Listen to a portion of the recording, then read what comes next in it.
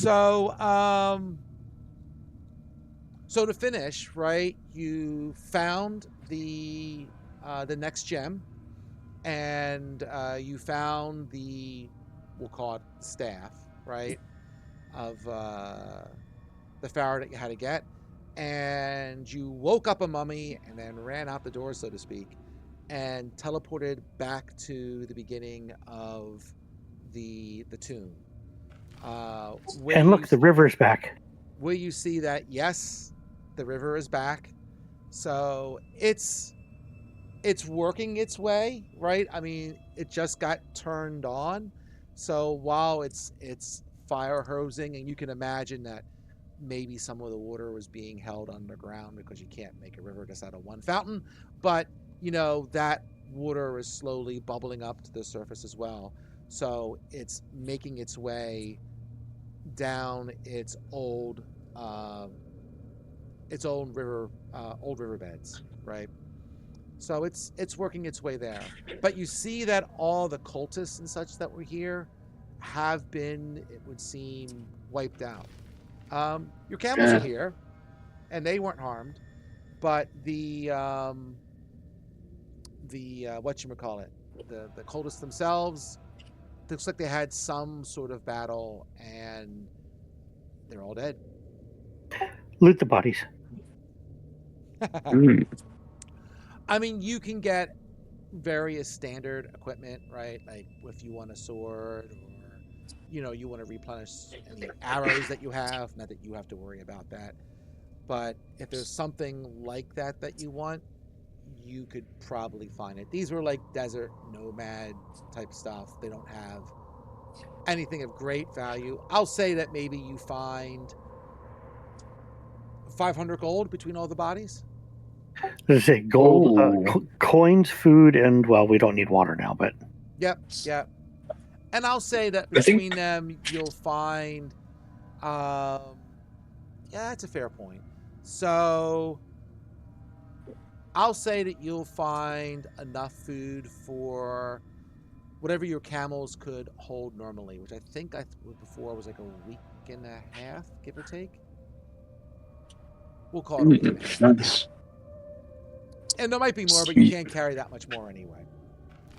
Should we, for gold, try to split that on our sheets, or just have like one kind of tracking on that? I don't know how people prefer to do that. I'll leave that to you guys. Well, I don't know if there's anywhere to, unless we just say one person put it on your sheet. I don't know of any other way to easily track it. I think we just basically make a thread in Discord, right? Then we could always get back to it easily. Of like all this stuff we pick up. I mean, in my last game, I made a dummy character and gave access to all the characters as the DM. I made a dummy character and gave access to all the players, and that was the party loot pile. But I don't know if he wants to go through that. Yeah, I mean, we can, if you want to just throw it on your sheet, even that's fine with me. If someone else wants to hold on to especially like stuff like gold, I feel like we can split it if we need it. I'll put it on mine. Just everybody remember that's where it is. All right, okay. I was just say we could just toss it in a camel inventory or something. There you go. Oh, that's not a bad idea. Oh, by the way, as a side note, I was showing my older son Foundry the other day because I was seeing if he wanted it for Christmas, and I was pulling up the level so I could show him different functions, and he saw Smiley's character, and he's like, "Whoa, that dude's scary." And then he looked again, and he's like, "Is somebody playing a crayfish?" Oh man! I'm like, yeah, someone's playing a crayfish. Sick. Sorry, I had to share. Can you add stuff to the camels? I don't know. I can try.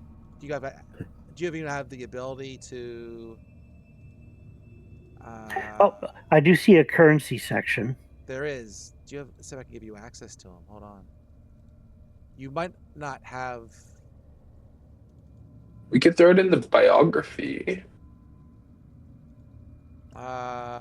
Here I can do it for you.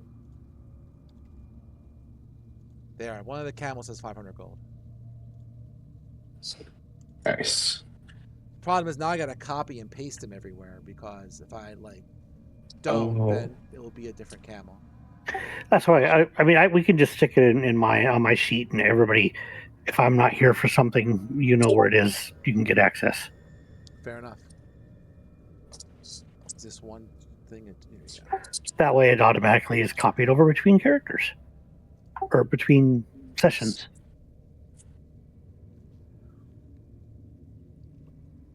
All good. Nice.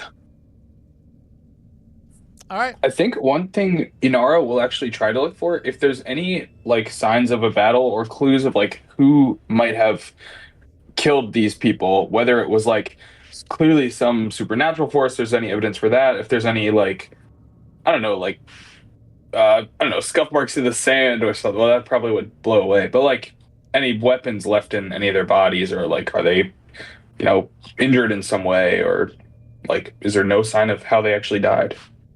Give me a nature check or a medicine check, whatever we want. Sure. Hold on. Medicine check incoming. +0. Death due to Colombian necktie. Yeah, I mean, I'll say with the 12, yeah, I mean, you've seen enough injuries and so forth. This wasn't a very hard one to make, but I would say that definitely not by a weapon. This looks like more like claws or hands or something, some more of a natural weapon, bites, that kind of thing. Not bites from like a beast or whatever, but more like humanoid. Humanoid Oh. size, we'll say. Like it doesn't Mhm. look like, like a giant cat or anything like that. Burn the bodies in case it was ghouls. What? I don't know if I know that backstory or like how ghouls work. Is it like contagious? If it's ghouls? I'm not sure if it's contagious after they're dead like this, but I know that when I got hit by one, I had to make that save against the hunger. And that could have turned me into one. Oh, so they could secretly be ghouls. Or even just rise as zombies, since there's been certainly a lot of necromantic energy in this here desert. Mm. Do you think if we just like leave and we're far away enough, there'll be someone else's zombies, or we should probably take care of it? I guess. If you want to take it, yeah, go ahead. It doesn't take but a minute to but a few minutes to throw them all into a pile and light it. Very well. I suppose we can even use dally that from our mission in our own day. even use that tent over there for part of the fuel for it, if unless that tent's supposed to be ours or something. No, it was No, theirs. I think this was theirs. It was theirs. Unless we want a tent. It's just another thing to carry. I have a small tent already.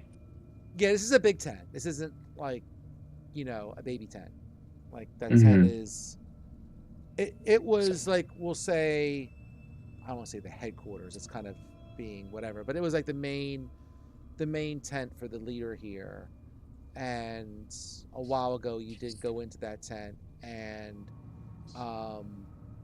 he had a book that he showed you that kind of gave some of the history of the Pharaoh who lived here.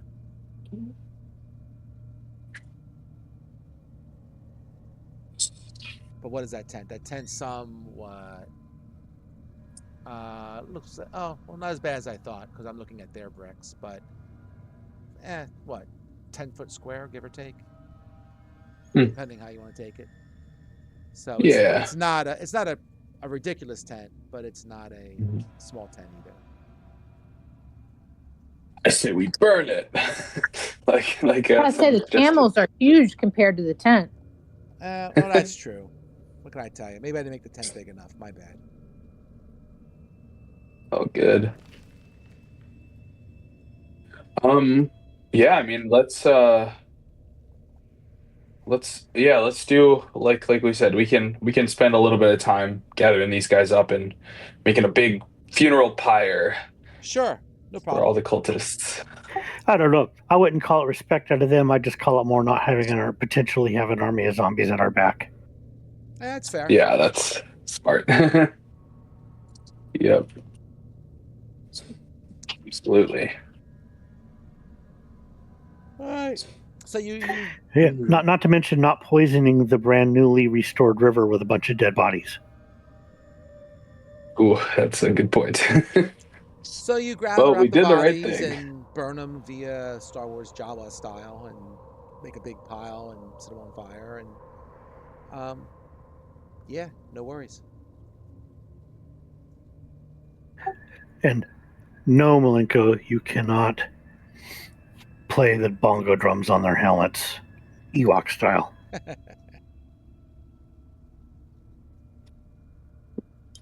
What? I can't give them a little farewell serenade? Oh, man.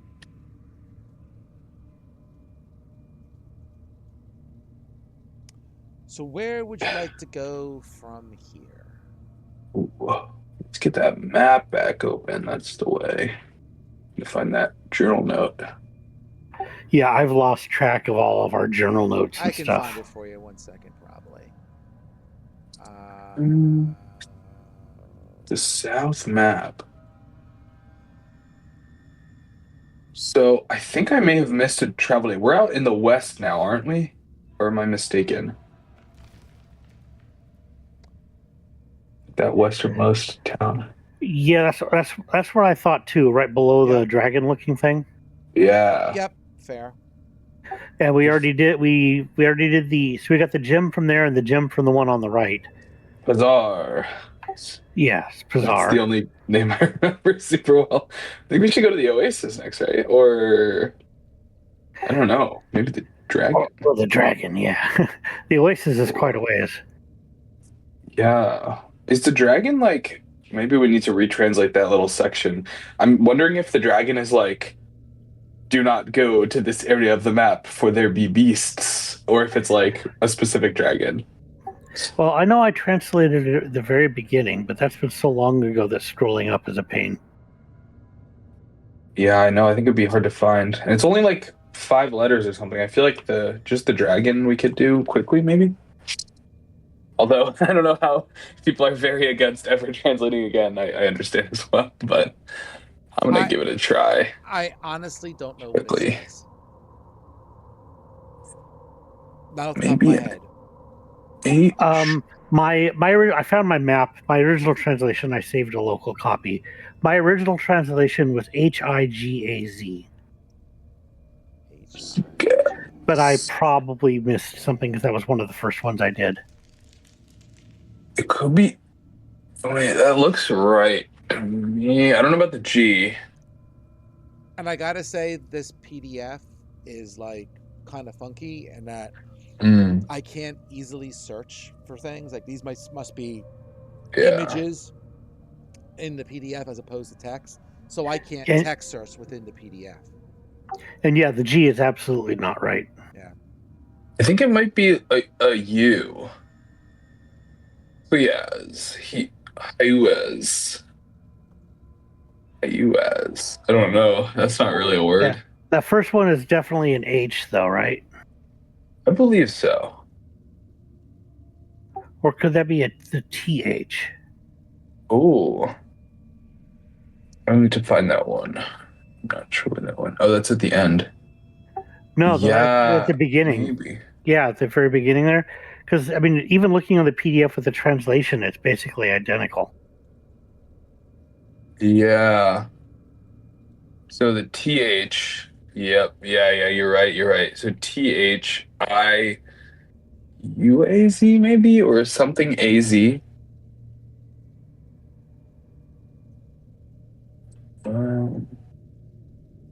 do you think? Oh no, it's around though. It would be. It says Shiraz. It wants us to have some wine. There you go.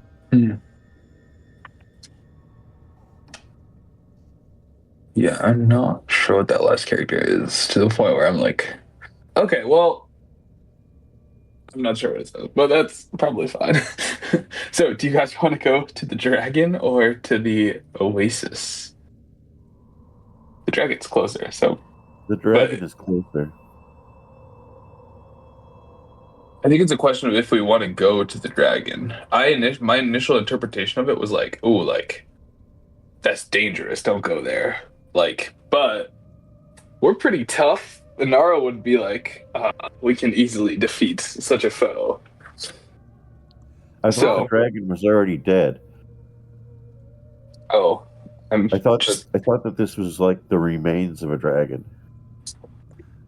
Oh, I may have missed that bit of lore. I didn't know that. It's sick. Well, I could be making that up.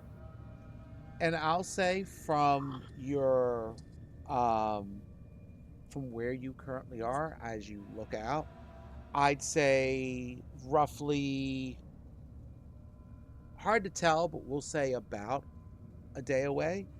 To the north, you see like a mountain range that kind of is there on the horizon. So, which is also on the map. How convenient. Yep. So, interpret that as you will, right? Maybe the dragon's in the mountains. Maybe the dragon is the mountains, or maybe both. Who the hell knows? But either way, a day's worth of travel would be very useful for certain individuals who just mentioned how hurt they were. Yeah, we should do that for sure. That seems like the way to go. Nice. It's perfect. All right, so Nara is very confident that they will go to the desert and kill the dragon. That's what she's going to say. Whether or not that is correct. But yeah, I think we'll all pack up our stuff, grab the camels, grab that gold, and get zooming to the north. All right. I mean, it's already getting close to 2 p.m. Do you want to stay here, or you want to head off here? Or I guess it's a little smelly here with all the burning bodies. That's true, and you go a short distance. You usually like to travel at night anyway, so that's usually the deal. That's fine. Okay. So yeah, travel. Well, 2 p.m. Yeah, we can take a short break here, but and then travel at night. But whatever. Yeah. All right. Cool. Be sure to well, check it first, but be sure to refill our water supply here before we move away from the newly formed river. Oh yeah. Yep. I'm assuming you're doing that. That's fine. And heck, we've got a camel that's not one of the second camels not carrying a lot. If we wanted to search any water skins from the stuff that came off these cultists. Ooh.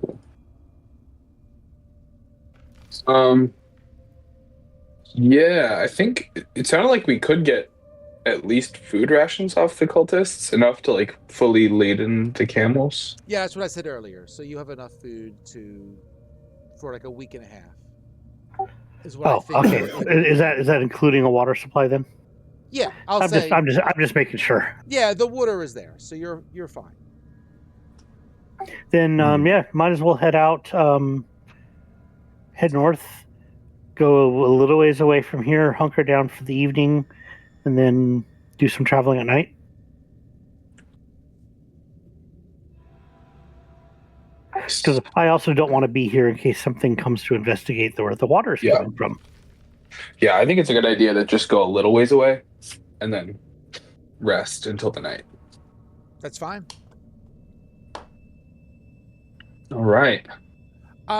So sure. Oh yeah. So you have no problems. You burn the bodies. You gather up your things. and start to head north. And I'll say, you know, you're going to travel maybe 3-4 hours, whatever you're traveling, and you know, that gets you to a spot where, you know, you can where you're going to keep traveling during the time, so that's fine. So I'll say this is right here. You don't meet anything that is shall we say you know, hostile, right? And I'll say by the time you walk away and continue working you know, through the night, that you'll get to the base of this mountain range, and you can, you know, we can rest there and go from there. So just give me a second.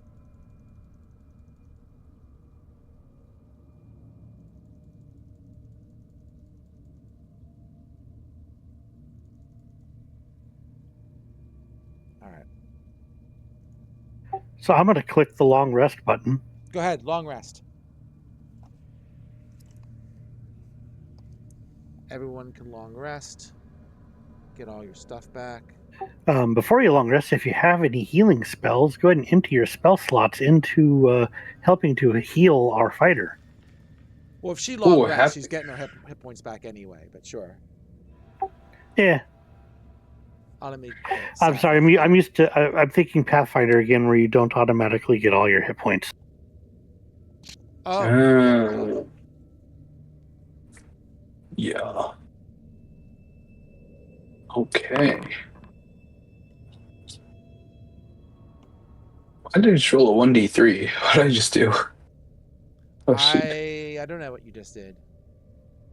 Oh, I regain up to I regain spent hit dice, I think. Wait. No, I don't think that's it. Huh. Do you roll for how many hit dice you recover? No. No. Okay. Maybe it's one of my abilities like built into it, a long rest. I'll take a look through again. It's interesting.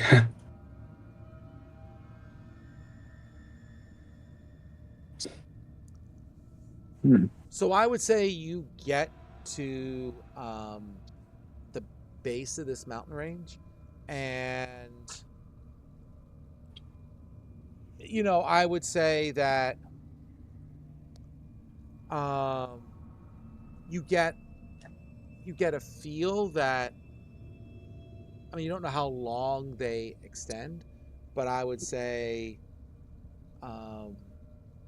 if you go roughly a day to the south west, right, then you kind of get the idea they start to level out a little bit. Whereas going east, you're not sure how many days you'd have to go around the mountains. Or you could try to go over and see what happens when you, but there's no obvious passageway through the mountain range here.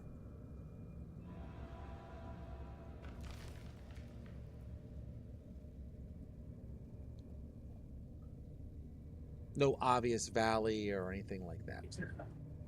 I don't have a great way of like transporting in general or anything like specific that would help here, I think. I'll take another look, but at least as far as spells, there's not much I can directly help with. And I'll say for you, Honora, that after spending the night with your new gem, that the gem you were holding also acts as a gem of seeing. Oh, you know, that's actually where that 1d3 came from. I just saw now. That's how many charges it regains at dawn. Oh, there you go.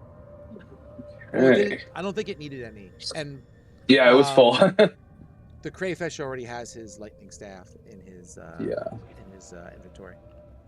Sweet. Oh, did somebody put that in my inventory for me? Well, I knew you weren't going to do it. Okay. And that's the opal sphere is the same thing, or is it two Yes. separate? No, it's the same thing. Okay. I had just written it in like a little handwritten note, so I'll just delete that. Yeah, all good. Awesome. Cool. Yeah. So I do have in case of the illusions or anything like that, we have I can get a true sight of 120 feet when I use the charge. So if there is a secret pass through the mountain, that could be a nice thing to use. Is there anything someone wants to try before I try to take a look with the gem? Well, I mean, I am very skilled in the navigator's tools. Oh, Okay. that'd be cool. So I'm not actually. Let me look and see what that contains. If that has like, does that include like a spyglass and stuff, or? Sure. I mean, some sort of various tools to, whether it's measure, taking measurements of the stars to know where you're at. Maybe a sundial. Actually, here. Anything you could think. Yeah. Go ahead.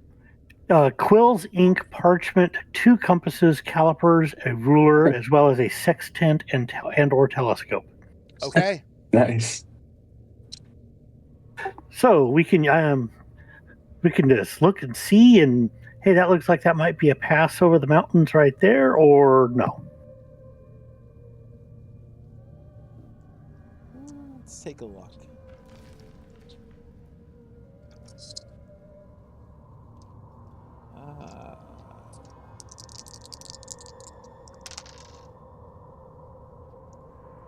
Yeah, from where you are here, you don't really see any obvious pass through the mountains right now. All right, so we pick a direction. Kind of looks to me like heading towards the quote-unquote head of the dragon is probably the way to go, since the other direction takes us away from the rest of the map. And then we can just stick to the rolling hills portion and keep, check the spyglass every now and then for looking if there's a way over the pass, over the mountains. Makes sense to me. All right. Put that there. All right. Yep, leave it to the skill monkey, right? That's right. That's right. So I'll say that you travel a day towards the east, roughly. So that puts you here.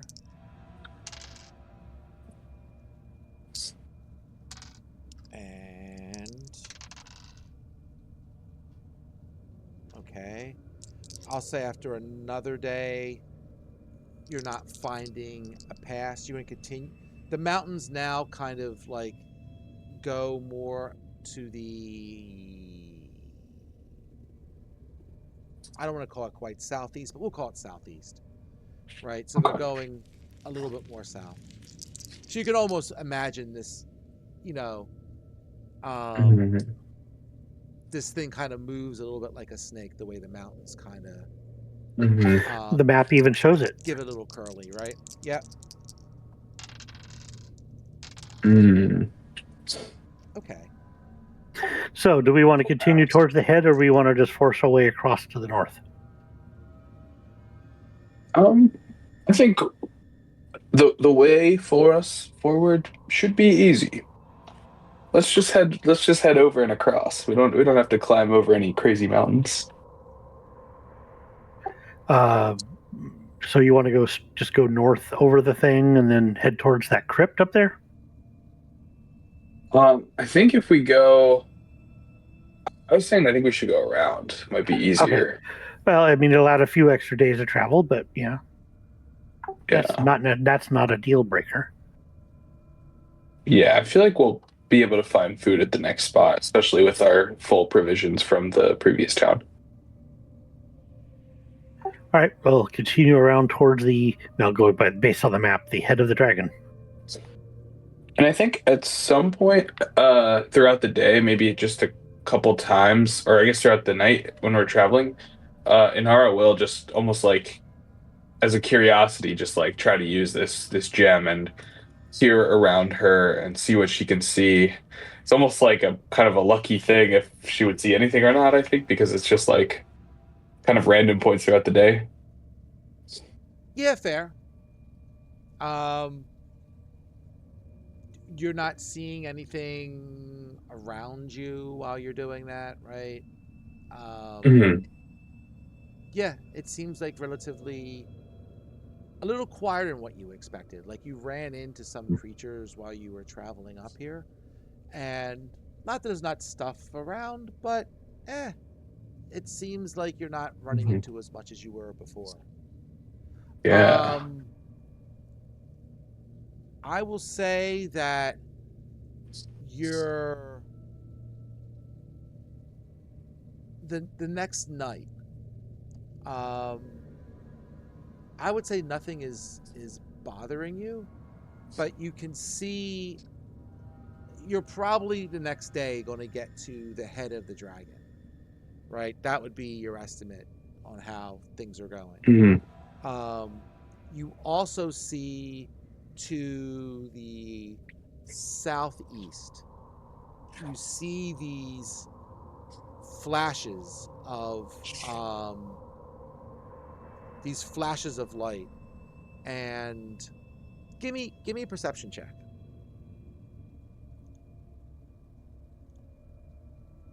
Whoever wants to make it. Well, I'll spin one.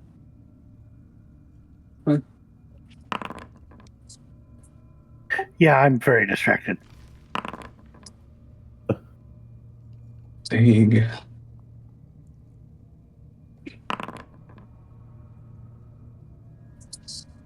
Unlucky today.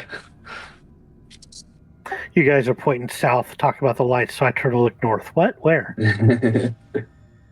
Okay. Oh, the mountains, right?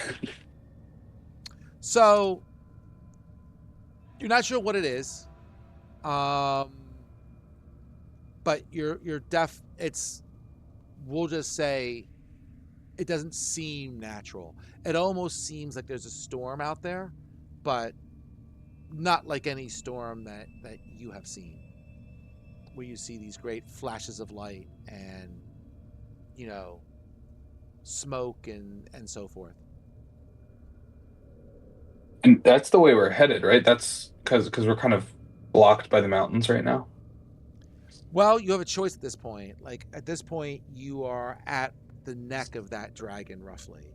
So Hmm. you could continue like on a northeasterly course and try and go to wherever you're going.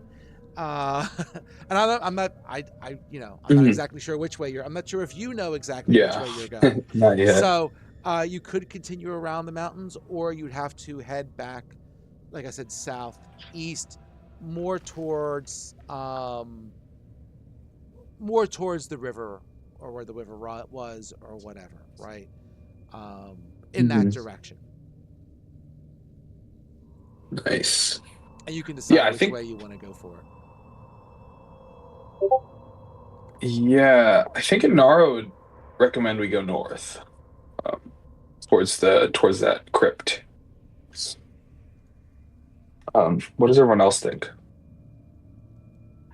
I am kind of curious to see if there's anything to the map depicting this as a dragon. Um, but at the same time, the head of the dragon could potentially be a good thing or a very, very bad thing.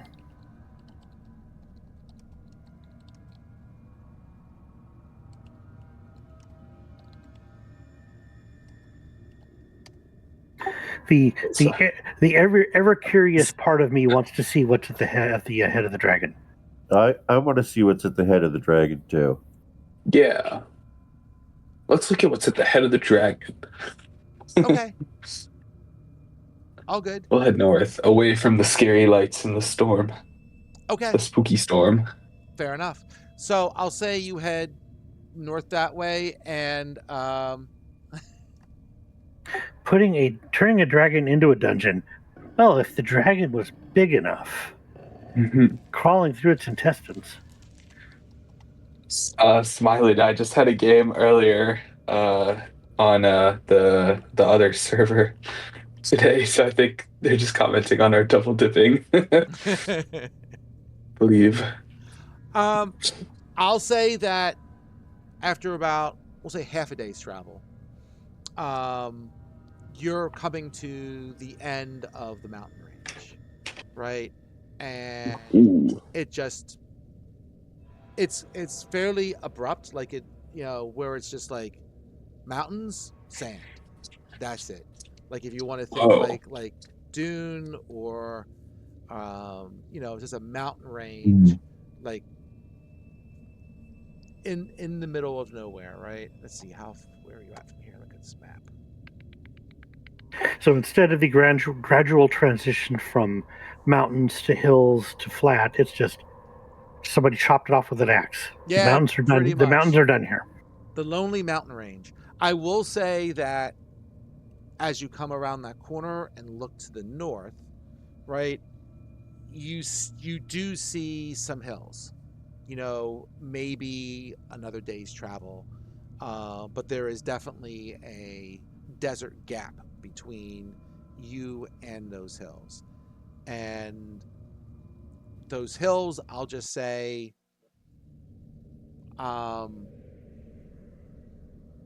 they look distorted in some way. Not sure why, but you can't quite tell why because of distance, but they have an odd look to them as best you can tell from this distance. Yay, heat mirage.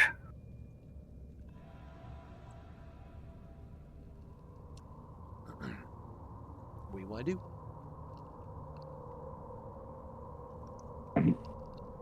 do? Keep on keeping on. Yeah. I think we should still head, north, even seeing these tricks of fate trying to lead us astray. Okay. We'll go what we think is northwest, I guess, or like northwest. Try to head just directly for this crypt. Oh wait, where are you going? I think it's called crypt. Yep. Maybe we're reading that wrong. But no, that's fine. I see where you're at. All good. Yep, passing around the head of the dragon, keeping eyes for anything that would make them decide to draw the mountain range as a dragon, and heading towards that crypt to the top left. Yep. Sure. Why not? All right. So in that direction, got it. So you're kind of going in a you're saying like a northwest type of thing, you're saying? Yeah. Okay. And it will probably by no means be a straight line. No, that's fair. I'll say after another day, so let's make sure you're somewhere around day 6 or so, you're doing all right. In fact, let me just count. So I'll say 1, 2, 3, 4, 5. Yeah, sure, give or take. You get to hills now, but these hills are. It looks like they've been like firebombed. They have been blasted by something, right? They are burnt. They have some odd shapes within the hills. The way either maybe rocks have been melted or broken or whatever. So how do you want to imagine that in your head? It looks like some serious shit went down in this area. Watch out for the sections where the sand has been fused into glass. You're getting there. Sure. So do you want to travel the hills? I guess that's where you're going at this point. Yeah, the way forward is through. Yep. Yeah. Go for it. Can't solve any mysteries unless you explore the areas that look dangerous. That is fair enough. So I'll say, let's see, what's the scale of this stupid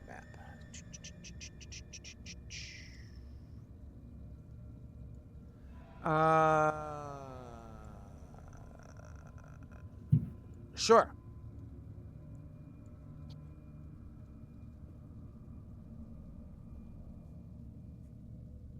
So I will say lots of things. What will I say? Okay. So you cross over these blasted hills, right?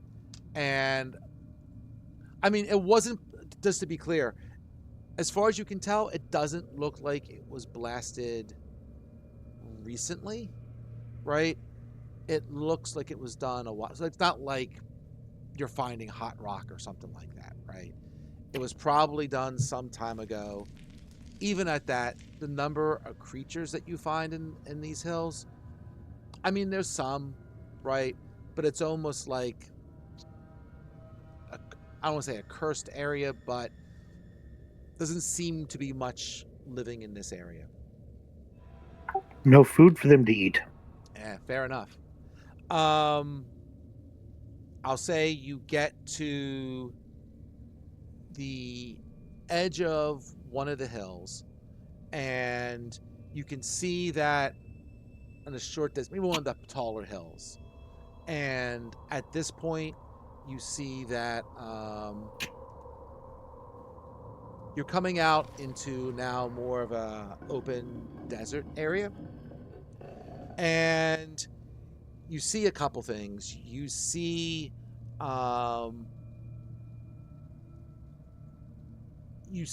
maybe what looks like the ancient dried river was here. You can imagine that at some point, what you released previously, assuming it's all connected, will eventually get here. It has that same look. We'll see. But you also see at various distances, you see reflective posts, right? If you remember, the pathways that you were following in the desert were marked by posts every so many, like 1 or 2 football fields away. There would be another post to mark the path through the desert that people might take. And you do see some of these markers that are following the riverbed. And then as you follow that, you can see that there is something that is some structure that is somehow possibly nestled in the hills, at the base of the hills, that you can make your way to. It's been quiet these nights, but it's a good quiet, I think. There's no creatures messing with us, no scorpions. Yeah, but I don't know about you, but I got sand in places that I'm not supposed to have sand. It's the thing they don't tell you about being an adventurer, I guess.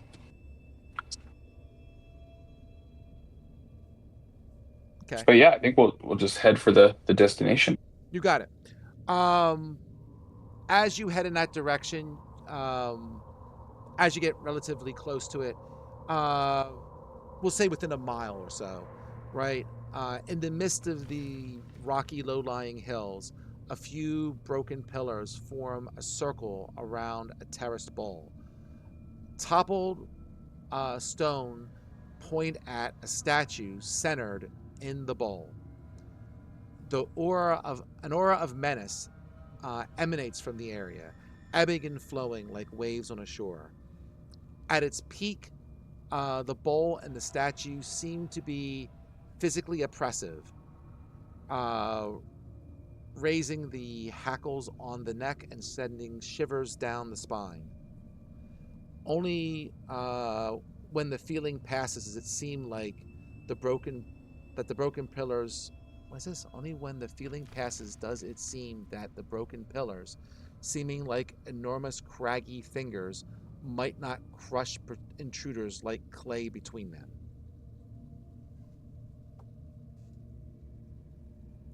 Anyway, Well, that's pleasant. That's pleasant. There you go. Give me a second.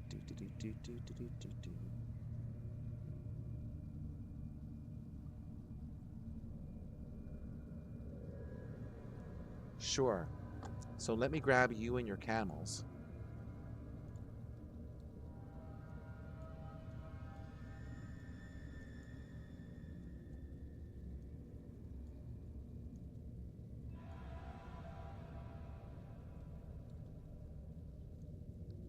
Whoop, fudge.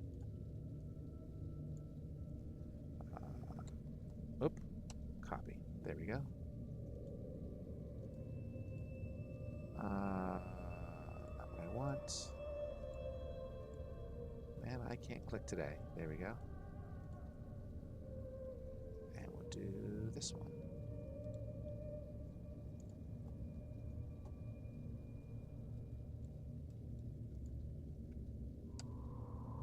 You know that whole river coming up out of the ground right here. There's a place here in Oregon like that. It's a whole river just pops up out of the ground, and it's amazing. Nice. That's kind of cool. Oh. Crazy. Yeah, and they've looked at it, and they can speculate where the water's coming from, but they can't actually prove it. Ah, nice. Dang. Oh, I didn't Mystery cut this off, spring. did I? Hold on 1 second here.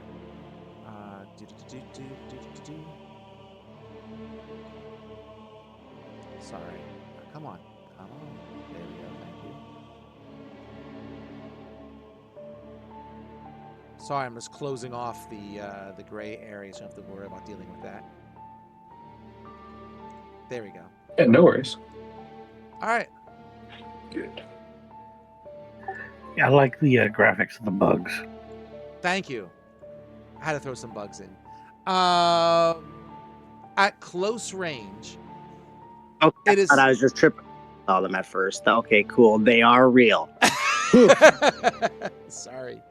At close range, it is possible to tell that the statue is not a towering menace that it appeared to be from the distance, but instead, it is only 10 feet tall.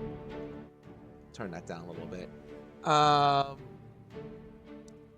Only one piece. Instead, it is only 10 feet tall of one piece with the 3-foot tall base on which it stands. Sorry about that. I didn't write the text. Though it is much smaller than it once appears, it is no less menacing. Fear flows and ebbs from the surface like waves on the rising tide. Each new wave breaks upon the mind, sending chills up the spine and bringing cold sweat to the brow, and releasing a rivulet of terror from the underarms. Sure, why not? The stomach quakes and the feet have a nearly uncontrollable desire to flee. A thing of nightmares, this statue glares from beneath a pharaoh's headdress. Robes gathered in one arm, it clutches a scepter in the other. Neither time nor weather has dared deface the almost perfectly smooth surface of the midnight blue stone. The feet of the statue pass seamlessly into the curve of the base, which miraculously is free of dust or sand. The scalloped edge of the base makes a contrast to the dead white marble platform atop which the statue stands. The platform has 3 broad steps above the floor of the amphitheater. Arrayed around it are seats of the amphitheater, 10 in all, rising to the level of the broken pillars. So I didn't create the amphitheater, obviously, for this one. You're like at the stage of the amphitheater.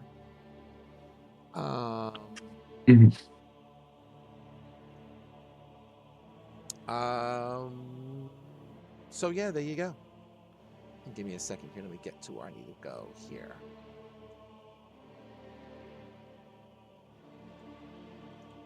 All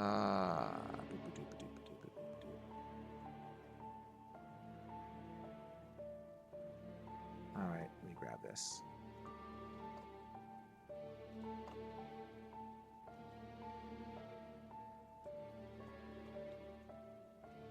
Yep. All right.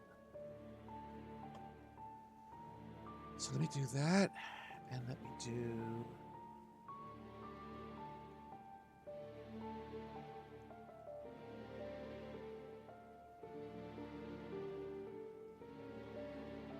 Can everyone make for me a wisdom save, please?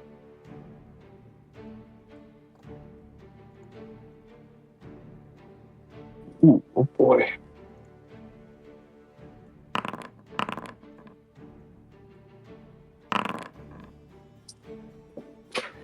Saw that coming.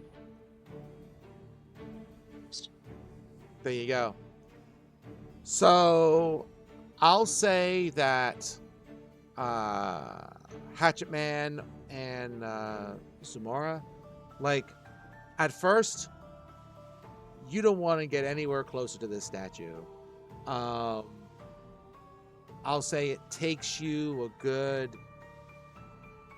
20, 30 seconds or whatever before you actually summon up the courage to start to move closer to it. It just has that level of scariness behind it.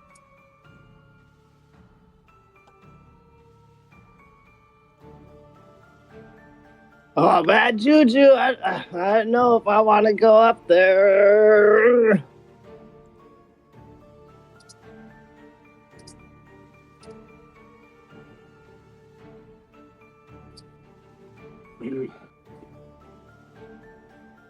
I think we should take a look at this dais first.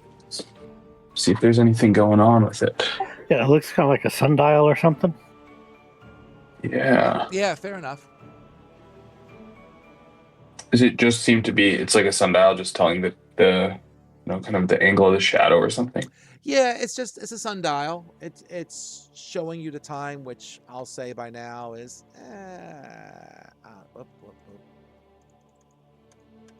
we'll say it's after lunch. And as far as you can tell, it was just part of the decoration for this amphitheater.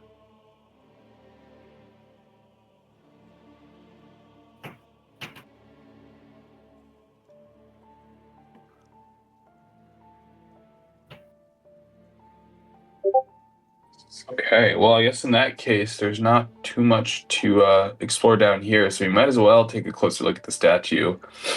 Inara, as she likes to do, will cast Quicken on herself and then walk right up to this statue recklessly, trying to just get a very close look at it.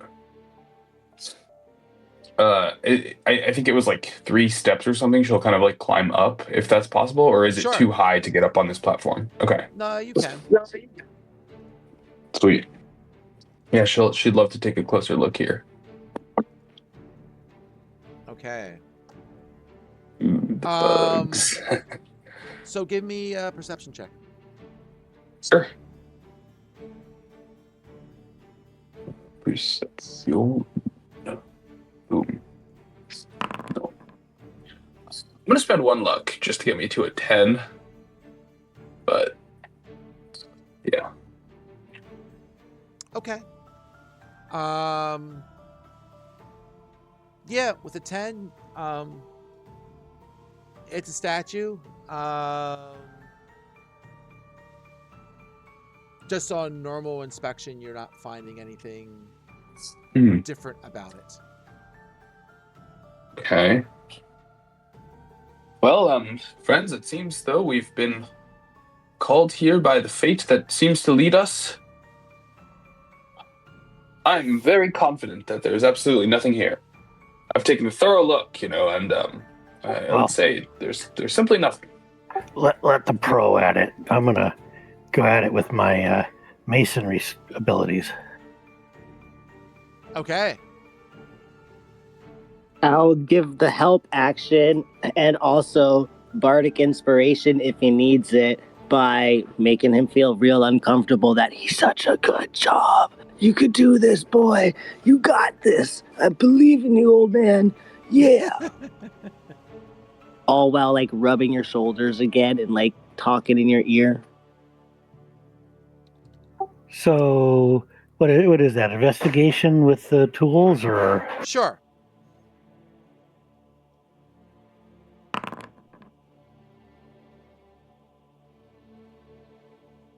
I guess you can move. I think. See, like I said, let the pro at it. There you go. You take a look at it, and you can see that the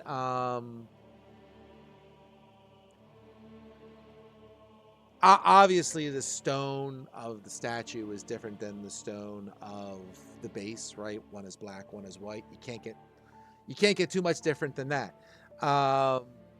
As you examine around, you get the feeling that this statue could be moved. It doesn't seem like it is very securely fastened to the white stone itself, and it looks like it could be moved, and it looks like it has been moved before, as you see maybe some scrape marks on the white stone that kind of imply this has shifted in the past. All right, so some scrape marks here means that statue moves in this direction. Go to the other side of it, get a couple of people to see if it moves. Okay.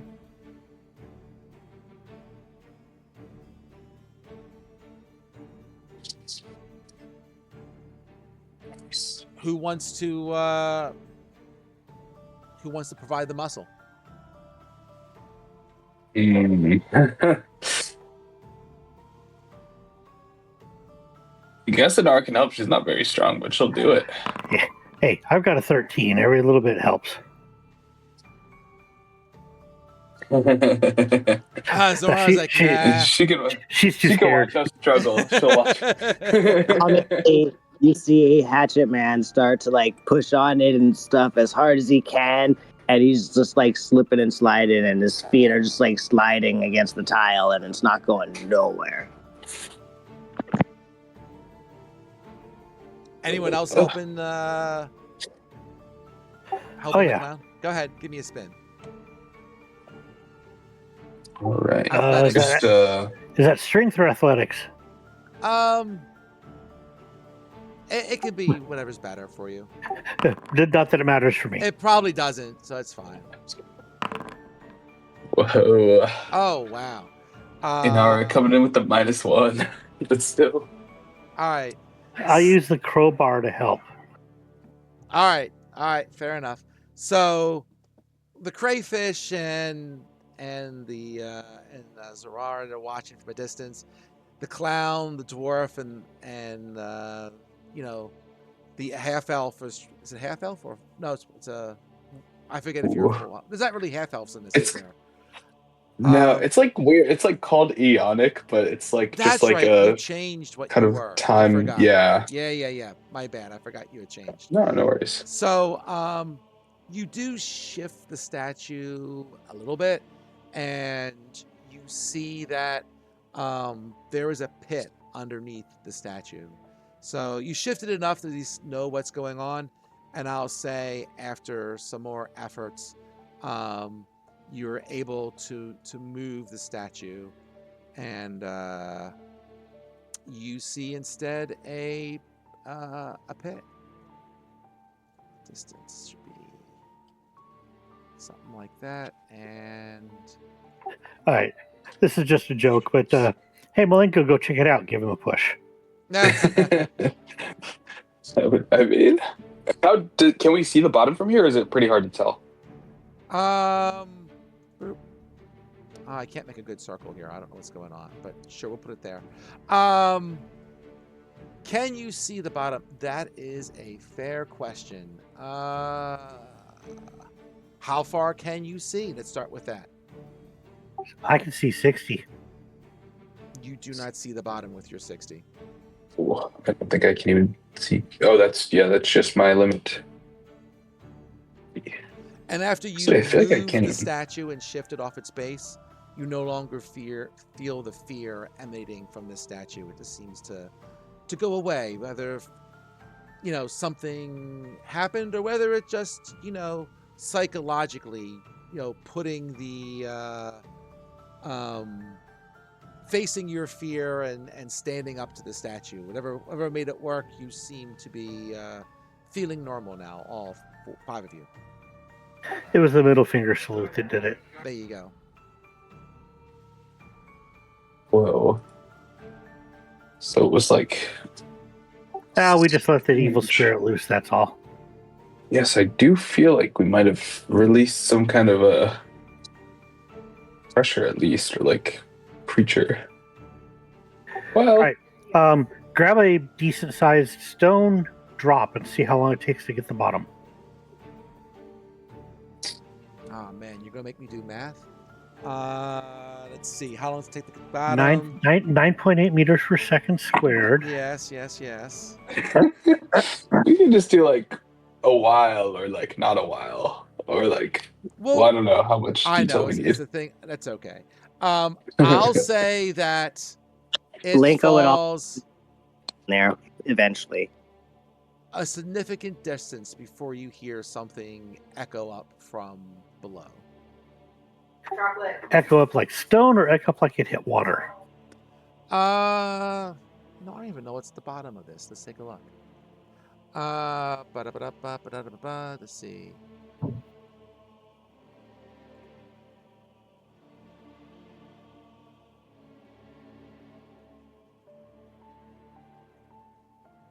We'll say stone.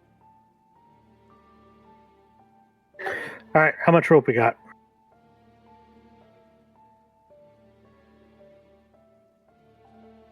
I don't know if we'll have enough. Well, I know we have at least 2. Yeah, I'm pretty sure Nara does not. I'll double check, but she has just the entertainer pack, which doesn't have as much tool type stuff. Yeah, no rope here, sadly.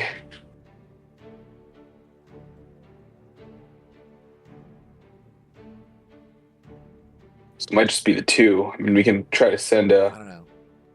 Claudius, Rama, you have rope in your inventory? I don't believe I do.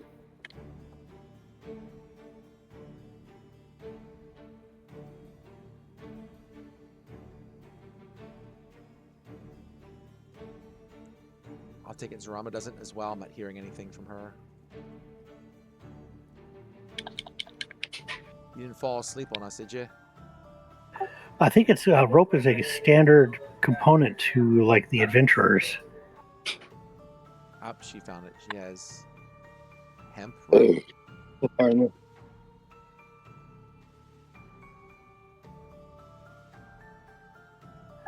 I'm looking something up that would be totally silly, but I think it might be technically allowed. Oh, I got rare crystal from that. Did you get rare crystal? What? Oh, I do have 50 feet of rope. What do you know? It's in my explorer's pack.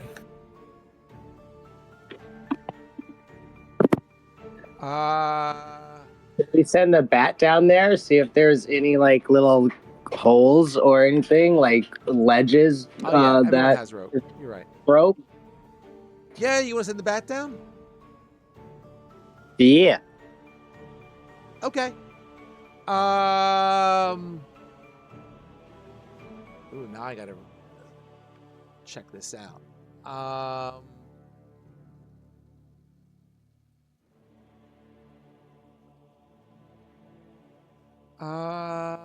Let's see. Now you got me wondering.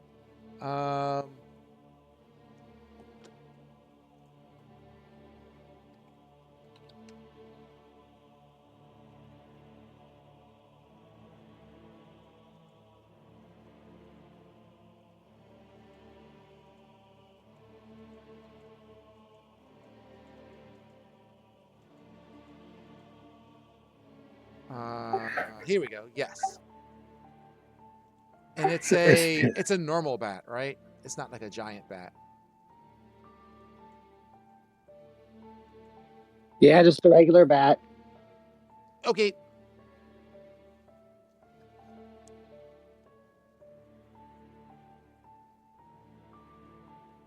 Thank you, buddy. You skipped short rest for us.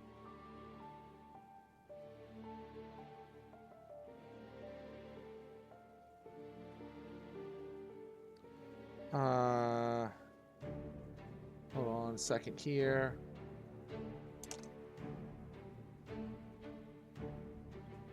Oh, okay. Hold on.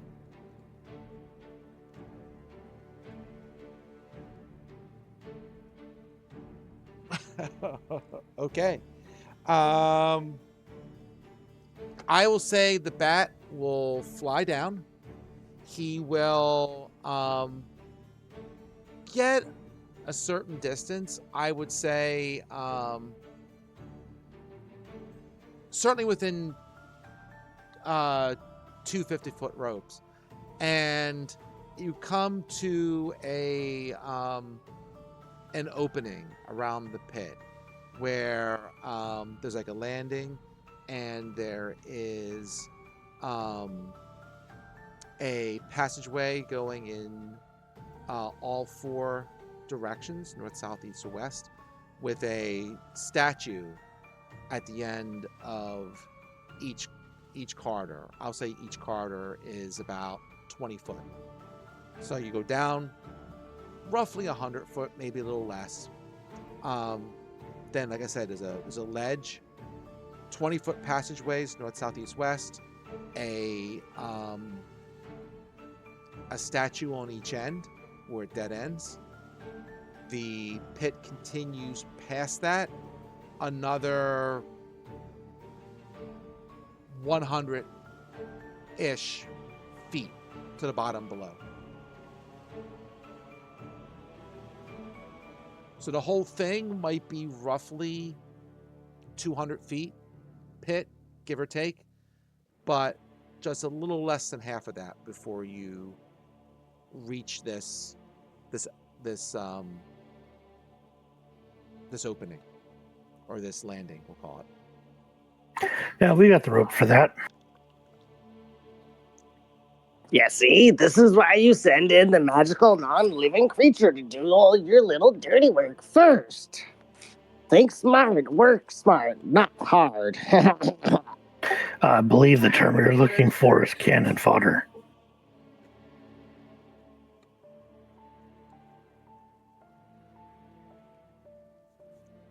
All right.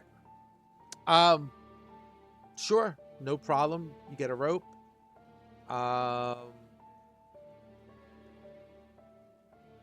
Who's going down?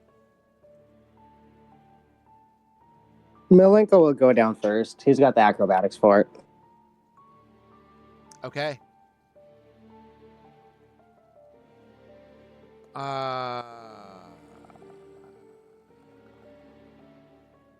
We could all go down except for Safe, and Safe will stay up here. He'll guard the top end of the rope. Yep. Fair enough. So, the clown shimmies down. Are the rest of you shimmering down? You're waiting for the clown to get there first. Probably shouldn't put too much weight on the rope. Fair enough. Just making sure. And Claudius, you better be careful with those pinchers on this rope.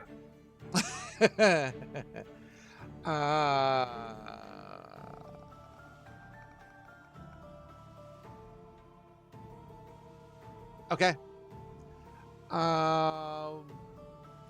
So, Milenko, what light do you have, just so I know? I know you have a torch, right? You were the keeper of the torches, but do you have any other light with you? Yeah, got lots of torches and a lantern. Okay. Probably can't easily carry the lantern and a torch while you're going down, so how are you managing that?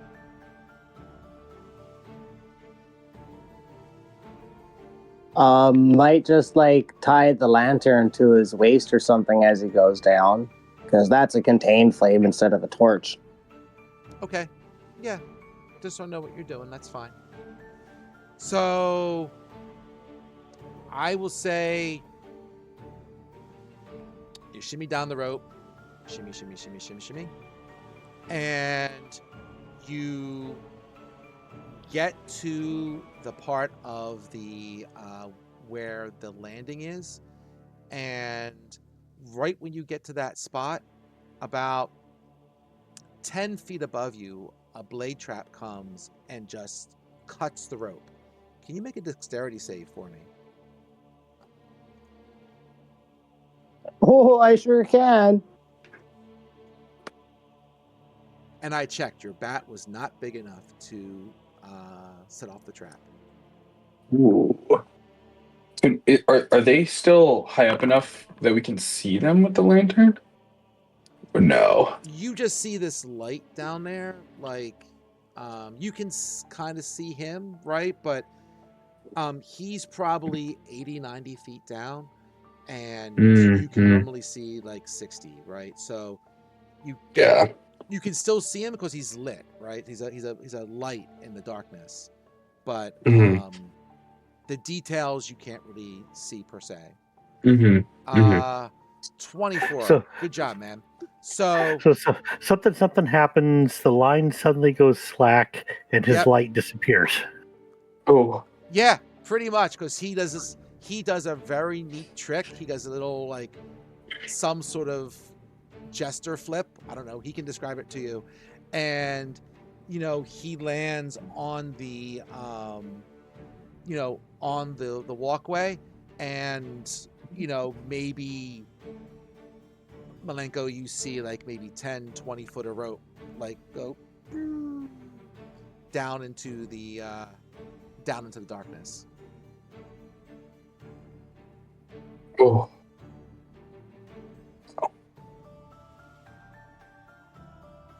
How do we get down? Well, our rope got shorter, but I'm okay. You hear him call up. How far from the ledge am I dangling from the edge of my rope? I would say the pit itself is 10 foot in diameter. It's the same all the way down. So you're about a good 5 foot from the rope. So it wasn't that far for you to jump. So it was just a matter of you being quick on your feet, so when the thing snapped, you could easily grab the edge and pull yourself up. So just to recap then, so Malenko made it to the bottom or climb back up to the top? We lost rope. He says he lost rope. You guys can chat. You can call back and forth. He's on the ledge halfway down. Yep. Gotcha. Sorry, I missed that. The ledge.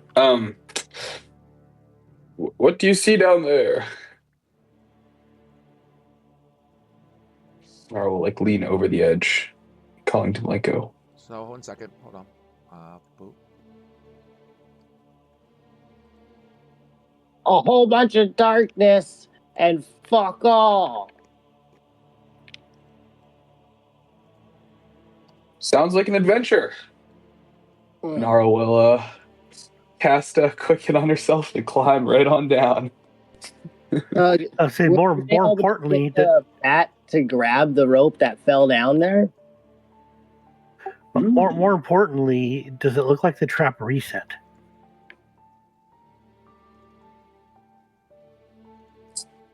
That's a good question. Let me see. And he goes to poke the trap area with or something.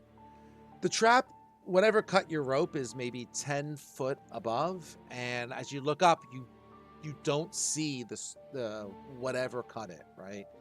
So whether it reset or not, whatever it is, it's not visible anymore. So you're guessing it's in the wall somewhere.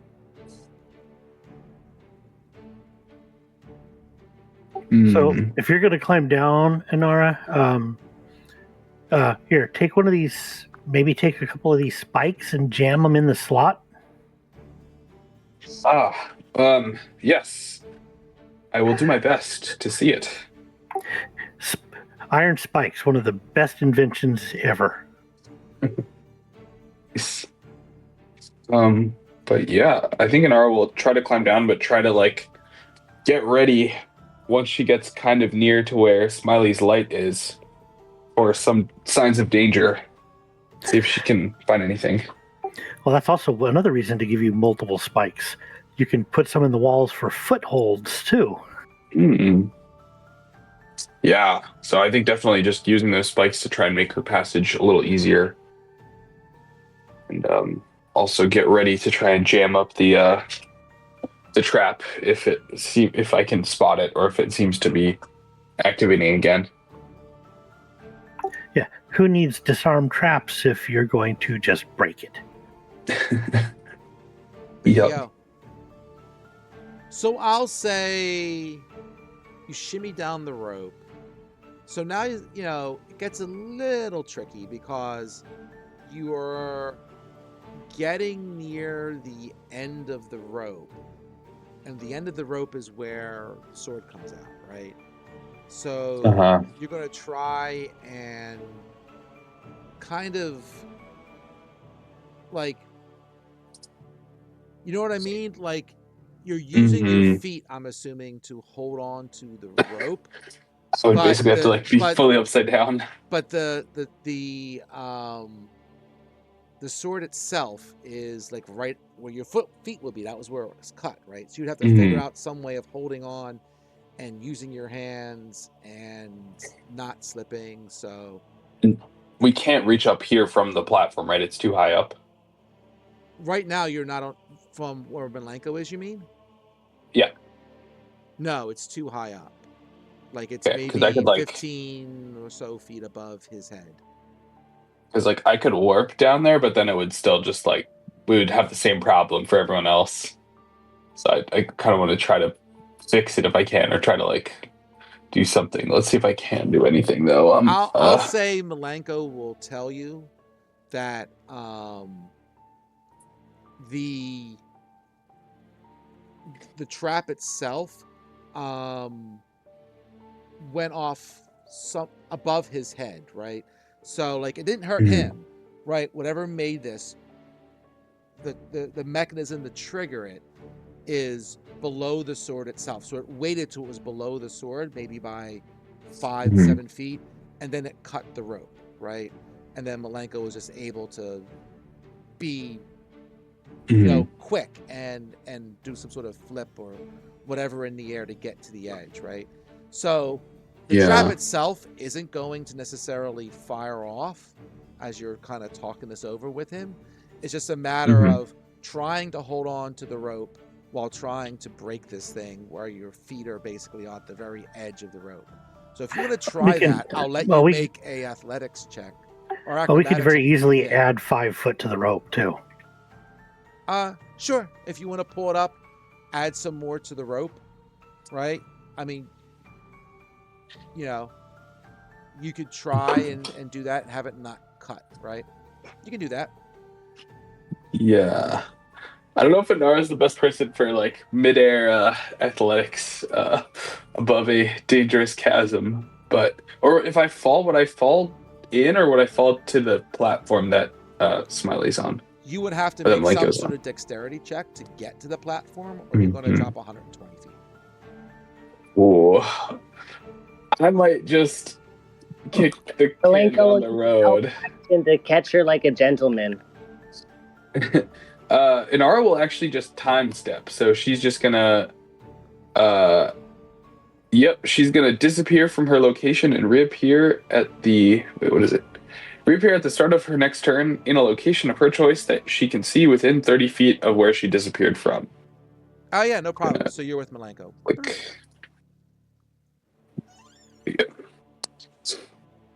It's basically just a slower Misty Step. Yeah, it gets you out of the way if you need to like maintain concentration for a round or like reposition or stuff like that. But it kind of loses you the rest of your turn then. Either way, she unfortunately is just leaving the problem for everyone else to deal with because she's not sure what to do. Fair enough. But she will peer up and she will offer people.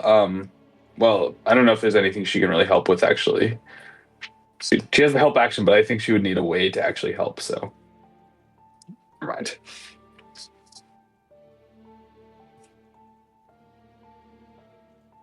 All right. So up top, the rope goes slack again, and Honora's like, "I'm tapping out. I'm on the ledge. I can't fix it or unfix it." Who's next? Let me look through the equipment list and see if there's something that can do this. Sure. Because I have the ability to on the fly create pretty much anything from the equipment section. Okay.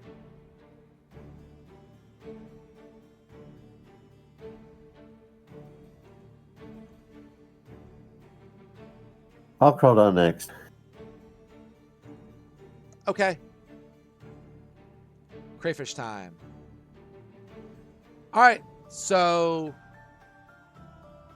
I'm assuming you're going to add either replace the rope. So like someone only has like a 30-foot rope now as opposed to a 50-foot rope and put on a different rope, or how are you doing that?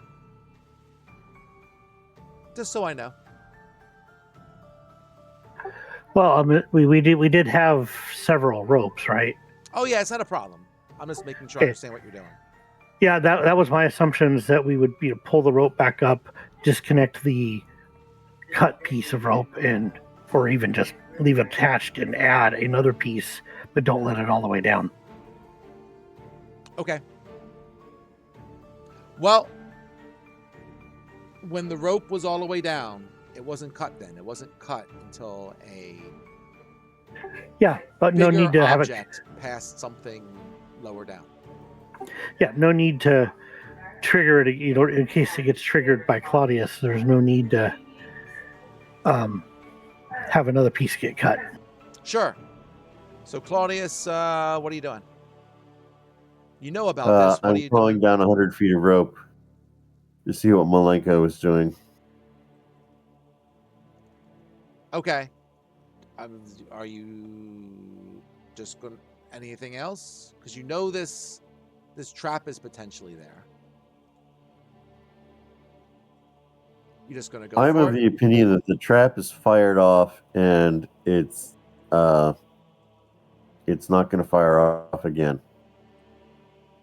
Okay. That is my belief. Now you're going to make me reread it just to be sure I know what I'm doing. Yep.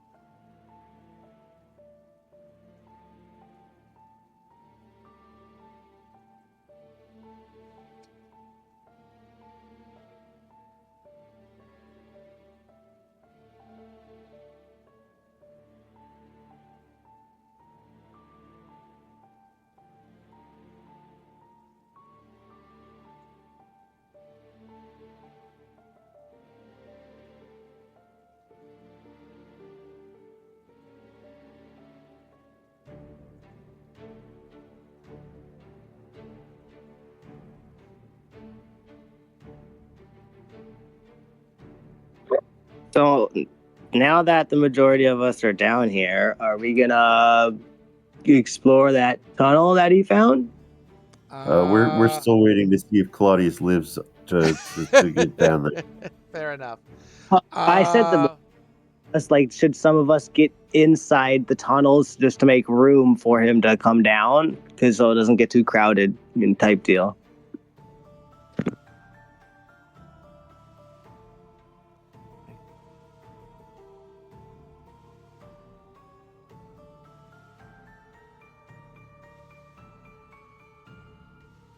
Okay.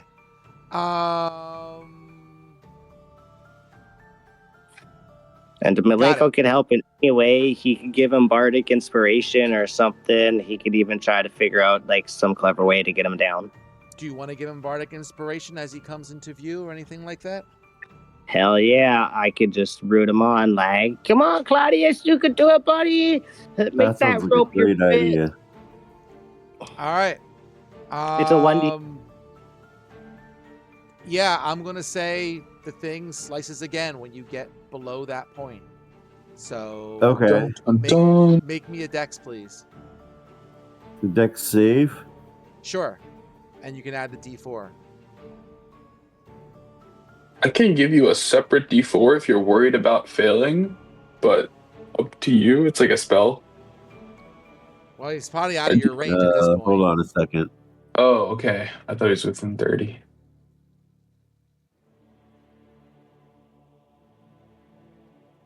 I'm trying to figure out how to add this D4. It's I've got the situational, so do I type in plus 1D4? I think if you just put the 1D4 there, that would be good enough. I don't Just put 1D4. I think it assumes the plus, but yeah, we'll find out.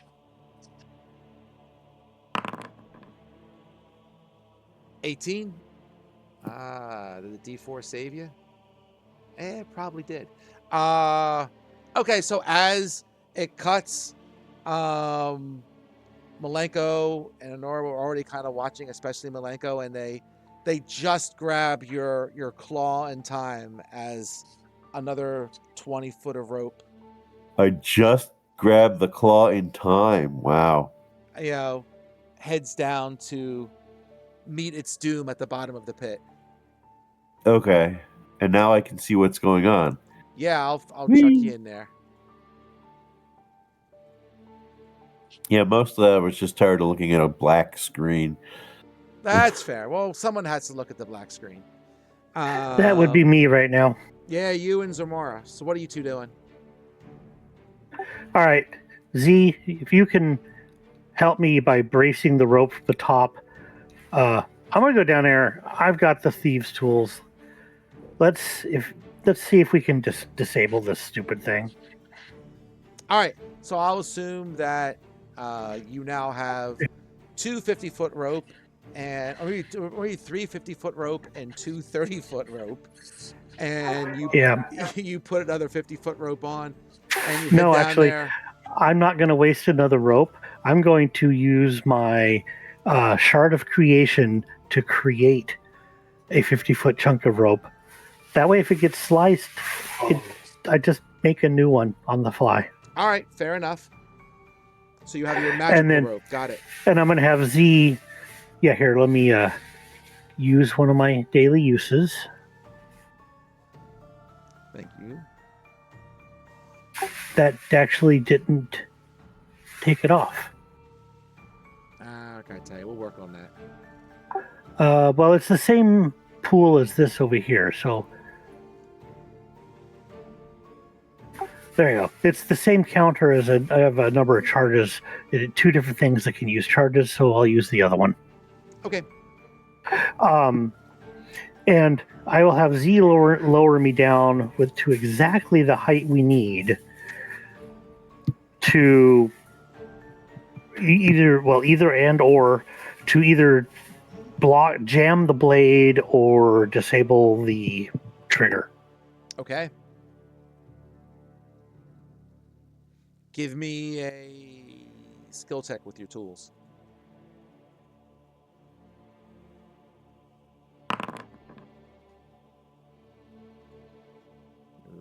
Oh yeah, no worries.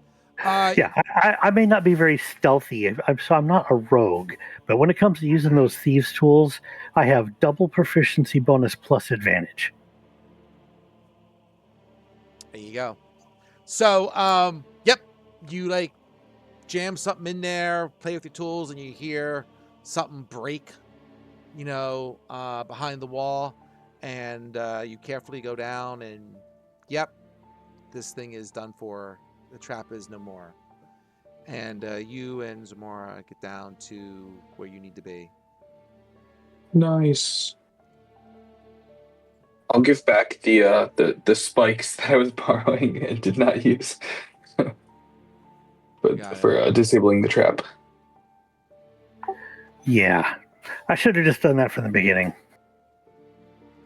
But I wasn't have more sure confidence in myself than I should have. Wasn't sure what we were dealing with. But, it's a mechanical trap, and I can make mechanical things my bitch. Mm-hmm. So I think Nora and Malenko are the light sources here, right? So... yeah, my dark vision isn't working again. Go figure. Oh, what the hell, man?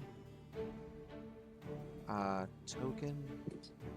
I Vision. don't think I have light. Hold on. 60. There. Stop bothering me. What's wrong? Why do you keep not having that? Are you adding it to the prototype token over in the actors menu? I'm double checking. But I keep copying and pasting you, but it doesn't seem to work. But that's fine. Huh. Yeah, that is weird. Now. All right. We'll go with it. Refresh see anything, so I'm good now. That's why, yeah. I was wondering what was all going on until I refreshed. I was like, you guys are seeing things? So is it me, or are the two statues on the east-west different color, or although that's the light, because Malenko's moving. Got it. Yeah, it's the light of your dark vision. Or the lack of light from your dark vision. Yeah, I like whoever did the when they did the coding on that part, they did it right. Things I'm seeing with dark vision are grayscale.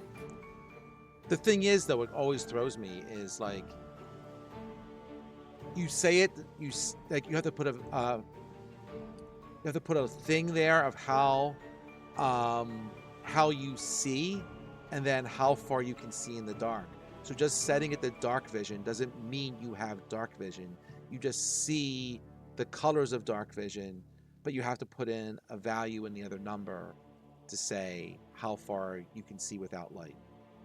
Oh, fun times. Yeah. I suppose that's because some people can get 30 foot, some get 120. Oh, I get it. It's just a matter of, you know what I mean? Like, he has dark vision, and I move on to the next thing.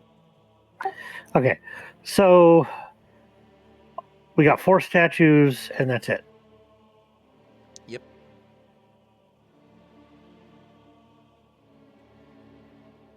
They all seem to look slightly different.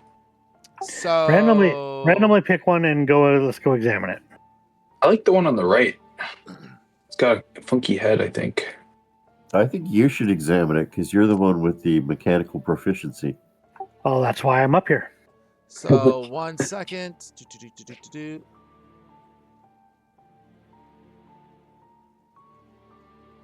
Somebody set something off, probably me.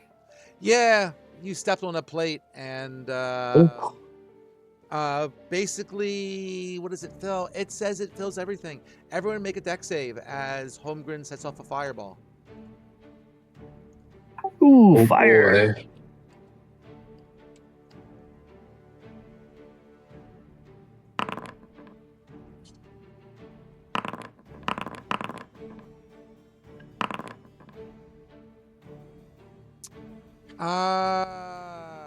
Someone threw some luck in there. I saw that. Yep. I'll say, man, there's a lot in here. All right, Zamora, why do you have 2 deck saving throws? I got Holmgren 29, Honora 23, Zamora 6. I got a 6, but it seemed like I was spending a lot of 6s, so I wanted to check it out to make sure I wasn't only spending 6s. All right, I'll say this was a old-fashioned 6d6 fireball as opposed to an 8d6 fireball. We'll use the 1e stats for this one. So Zamora and Claudius, I'll say you guys take 18 points of fire damage. The rest of you take 9. So I'll take 5. 4 actually, but it's fine. Oh, is it rounded down? Okay. Yeah. Wow. What ability is that? That sounds cool. Fire resistance from the background. Oh, cool. Or Yes. not the background, the heritage. Right, yeah. Sick. Cool. Hey, Malenko, you're like a thiefy guy. Do you get any less damage because you're a thiefy guy? I'm looking that up right now. I don't think so, because I'm more bard. Oh, you're more bard than thief. I always think of you as thief for some reason. Never mind. It's because you're stealing stuff all the time. Yeah. Okay, then you probably take the 9. I'll turn. Hey guys, there's a trap right here. That means That's all good to know. stacks is probably stat. Don't step close to the statues till we disarm those things, because that hurt. He says, coughing out some smoke. Well, I guess we should look for traps before we look for clues. Although I would rather just look for clues. So I'm going to check the trap that I just stepped on to make sure that it doesn't rearm. Sure.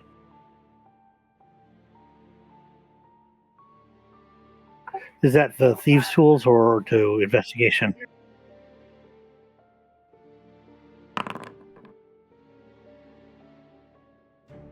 Okay, so yeah, making sure it doesn't rearm.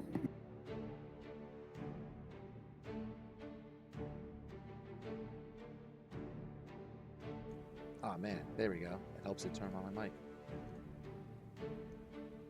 All right, go on. All right, so since I'm already here, I'll check the statue. Yeah, it's a statue. It's a at the end stands a statue of an Ifrit, its arms folded, its eyes hooded, and its mouth open. And doesn't have anything else special on it. Yeah, it's a statue. It doesn't move or anything. No, doesn't move or anything. I'll say as you go around the room real quick, as you take a note of the statues, right?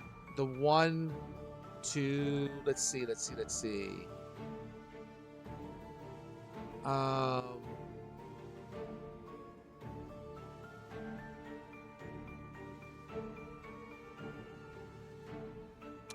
The one to the south, the statue features are obscured by the 2-foot-long shiny blades that stud its body. The blades point back down the corridor towards the shaft, towards the pit, basically. That's to the south. The one to the west is a statue of a woman with 6 arms and the head of a fish. I think I'm in love. Each hand is a gleaming sword with something dripping from it. Then you have the one to the north, fish heads, which is the Ifrit, and the one to the east, which there's a statue carved on the back wall. There's 4 arms, hold a silver bow with arrows at the ready. So north is fire, south is earth, the fish head lady is water, and the bow and arrow guy is air. And I guess those are connected with the traps, maybe? I don't know, What? but that was... I guess I just played way too much 1E to figure out their traps. There you go. Nice. Should we look for a trap in front of another statue here? Yeah, let's gotta be careful which one we pick, though. Yeah, Well, I'm gonna go back and I'm gonna stand by this statue. So, in case there's another fireball. I like it. Yeah, everybody get out of the way. That doesn't want it. Me and Holgrim will check things out. Gotta very, very, very, very slowly and carefully and methodically pick our way across this floor here to find the trap and then break it. Yeah, and Malenko will be helping him, looking on like the walls and floors for any other mechanisms and stuff like that too. Sure. So, Holmgrim, go do a perception check, and I'll even give you advantage. Is that perception or investigation? Well, you got to perceive the trap first, so let's see if you find it. And then you can do whatever you do. Perception? Yeah, no problem. So it's exactly where it was before. Exact same type of pressure plate and so forth. It's in the exact same place it was there. So you find it, no problem, and now you can break it using your things, and you know how it works and such. So, yep, it's busted. Yeah, that one's a really hard roll for me to fail. Fair enough. That said, it is still possible. Don't get cocky. Fair enough. All right. We'll leave to the investigating that till later. We'll repeat the process again down here. Okay. Boop, ba-doop, boop, boop, ba-doop, boop, boop. Sure. So now you're at the bottom. 18. 18. You don't find any pressure plate in front of this statue down to the south. Okay. That's an anomaly. Somebody come check in case I missed it. Failing that, we need to look for other solutions. Because there's no way that it's not trapped. I'll come down and take a look. Maybe it's like a secret thing. Like the other ones are trapped, but the one that we need isn't trapped. Know what I mean? But we could check the other one real quick. But I know I trust your eyes. Can I roll with advantage? Sure. I'll say. Well, yeah, sure. Why not? Yeah. Well, it doesn't really matter. You got a pretty good chip there. So you're looking for what, Claudius? You're looking for traps? Yes. Yeah, you're not finding them. All right. Well, let's check this one here, and then we can revisit that one. Yeah, I made a roll of a 20 to inspect this one just because you said there wasn't one down there. I went to go see find another plate there. Claudius, can you just give me a straight perception check? A straight perception check. Yeah, not with advantage, just a normal one.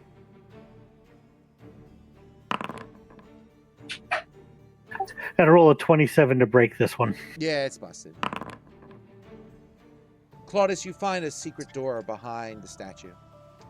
Okay, so see, ha, I told you, and he starts just like jumping on your shoulders and like pushing you guys around, all excited, like forgetting there's a giant pit behind us.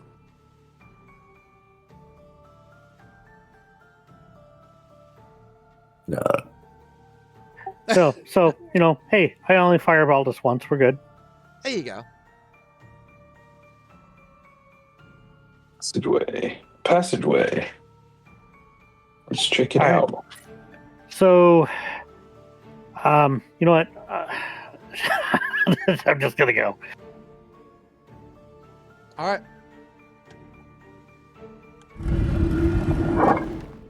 Is there any way we can get the fallen rope, or is that just like done now? It's gone forever. The pieces the cut off pieces, who knows? Maybe we'll be able to get in there. So this room here, you find the door opens to reveal a 30-foot square room, which are covered with ornate runes. Against the center of the south wall stands a large statue of a man with his arms folded across his chest, a crook in one hand and a flail in the other. There are doors to the east and west. Hey, Malenko, you can read that, right? Yeah, if you give me 10 minutes, I'll be able to read it for sure. Well, you could do that while I search for traps. All right, cool. I'll prepare that.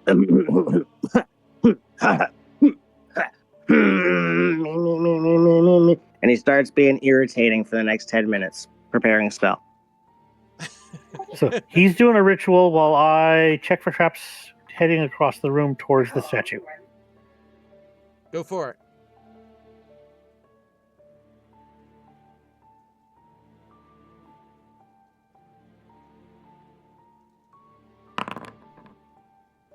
Yep, nope, I'm oblivious. If there's a trap in the middle of the room, I step on it. No, room seems pretty clean. As for the runes themselves,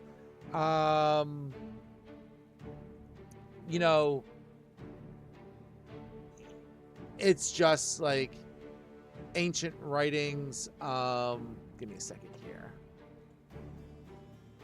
And I'll say some of these have been wiped by time, right?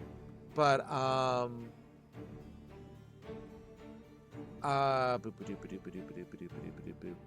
but basically it is writings to honor the dead who was buried here. You gather this is some crypt or some other place where there's a body buried, and these are just ancient writings going on about how whoever this person was is going to reach the afterlife and all that kind of good stuff. And I'm going to guess, I don't know how yet, but I'm going to guess that the fact that Earth was not the trap, all the other elements were, that's going to have some play in this at some point. Meanwhile, I'm going to examine this statue. Sure, go for it.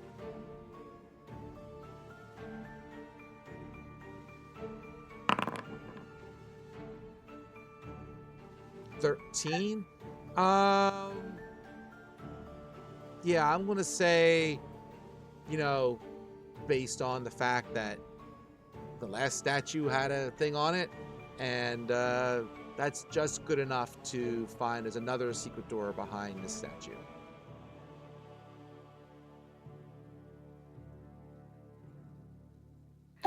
What do you think, guys? Straight behind, straight through, or side to side? Well, obviously, if this one's hidden, let's go through the hidden thing. Secrets are more fun. God. Concur. You're annoying at times, but you are right.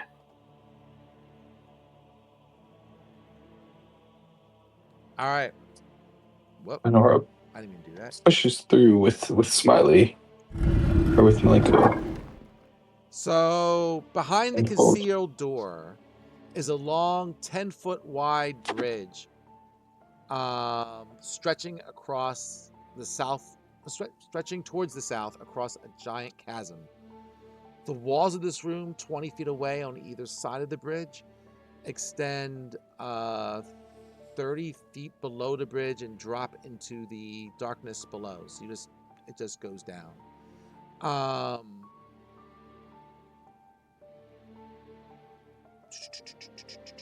Sure.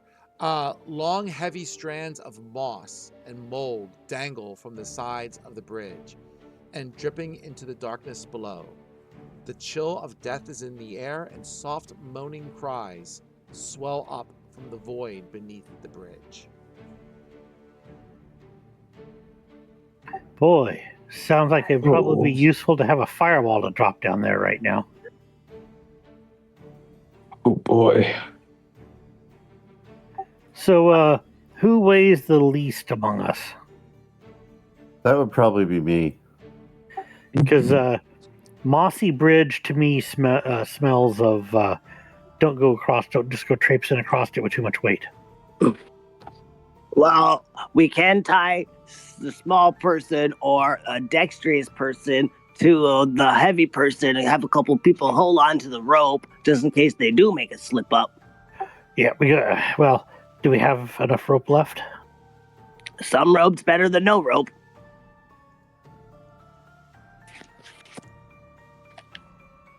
Because I know my rope is currently still hanging down the shaft behind us. But I think that's good, actually, because we will want a way out. Well, technically, my rope and my magic rope are hanging behind us. I think we should... I mean, if we go one by one, what could possibly go wrong? Well, go find out. Right, Inara does her little dance and casts Quicken, and we'll go quick. Oh. Okay, make me a dexterity check. Okay, I will use the other... Wait, a check or a save? Well, let me just see. If it's just a check, that's fine too. You know what? I'll let's see where I want to go with here.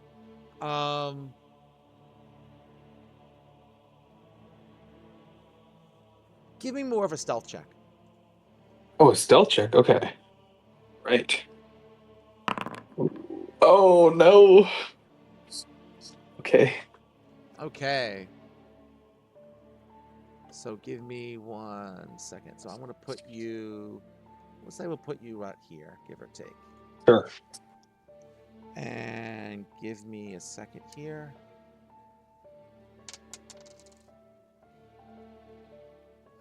Sure. So, what did they ask for? No, I'm going to do it this way. I got a better idea. Give me...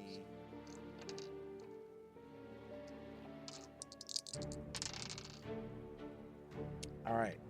So, let's see.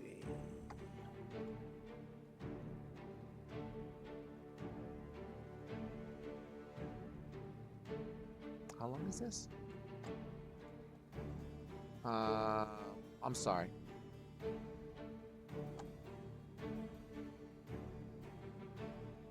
Oh, I see what I did. All right, got it. So, got it. So I'm going to say, God dang you. Thank you. Sorry. Foundry, stop it. Copy. Thank you. 1 and 2. So climbing up the moss and these vines or whatever they are that are growing off of this bridge, 2 mummies appear in front of Anar, 10 and 20 feet away as they climb up onto the bridge. And that would be initiative time. With his reaction, can he start pulling Inara closer? I don't think anyone's pulling anyone closer right now. Okay. Yeah, they climb up and it's because you don't hear them coming. You heard moaning and stuff from below, but beyond that, like you weren't totally sure what was going on. Oh my god, I got a double-digit initiative for a change.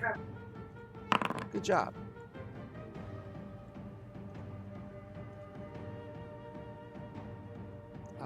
Let's see.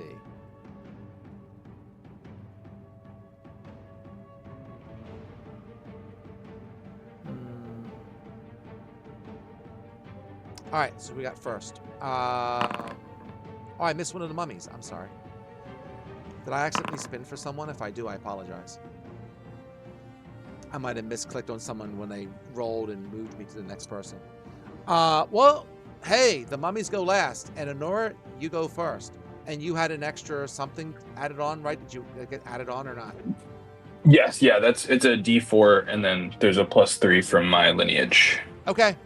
So, Honora, you're up to bat. So these zombies pop up. well, maybe I will run away. Actually, Anara will take a couple steps running away, and she will cast Frenzied Bolt.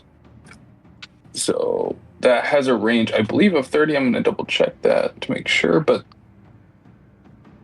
oh no, it doesn't have a range of 30, so I'm just going to run back 30. So that was 5, 10, 15, 20, 25, 30. And she will shoot her Frenzied Bolt at this guy. Let me cast that. For some reason, it's giving me 2 different ones. I went back to the log. It looks like you rolled initiative for Zarama. Sorry about that. Ooh. Sorry about that, dear. I meant to click on the mummy. Somebody rolled their initiative and I clicked on someone else. I think that might have been me. I was a little late rolling my initiative. Did that roll? No, I don't think it rolled. No, it just posted it, so you can hit the roll button. So you There we make a go. ranged attack to bolt a rainbow towards a creature you want. Bolt hits. Yada, yada, yada. So 23 is definitely going to hit. Nice. Okay, so the damage is a random type of damage. And I have to roll a d10, I think, to see what type of damage it is. So I'll do that really quick.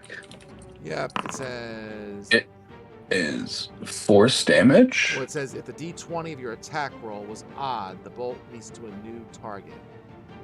So Okay, your the attack roll 20 was odd. No, but it was an 18. It just has my bonuses, so it became odd. But I think Oh, the natural. the Okay, right, the natural roll. I got you. Yeah. So okay, so it doesn't. yeah So snaps. Okay, well I still got one out of it, so that's not all too right, bad. So it takes 11 force damage. 11 force damage. This guy, you got it. Mhm. Boop-a-doop-a-doop, okay. Nice. That's the end 11 of my it turn. is. You got it. Zumara, blah. My throat is dry. Zumara, you are up. If I spun well for you, you should at least, be happy about that. You're second on the list.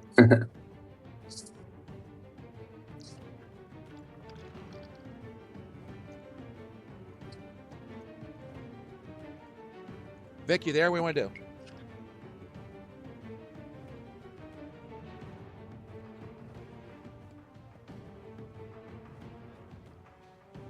Let's see if she's awake. I'll have to go upstairs and see. 1 second.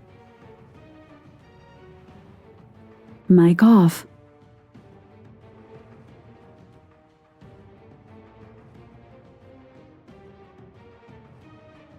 Mic on. No, I'm not going upstairs. I saw her mouse moving as I was starting to go.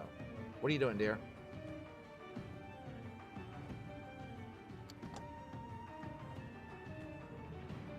Options?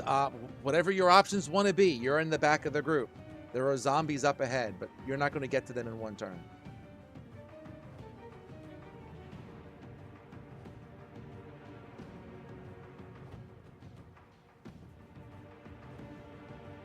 If you want to have a conversation, let's unmute and I can have it easier with you.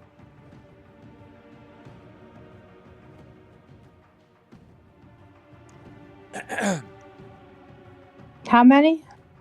There are 2 zombies on the bridge. They are currently 70. The one you see is 70 foot away from you. And you gather from Anara, there's another one in the darkness, slightly further back. Can I have a shot at it? Try to push it off the edge? How are you going to do that? With my ranged weapon. You can certainly shoot at it. I don't think you're going to push it off the bridge, whatever you're shooting at it with, unless you have some ability that does that.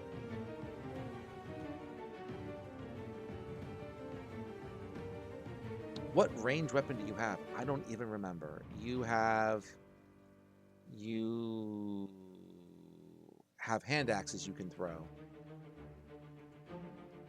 And the range of your hand axe is 20-60. So you could move closer and then probably chuck at it, probably at disadvantage. If you move 30, then you'd be 40 feet away. Yeah, it feels like you would have to move closer and then throw it at disadvantage.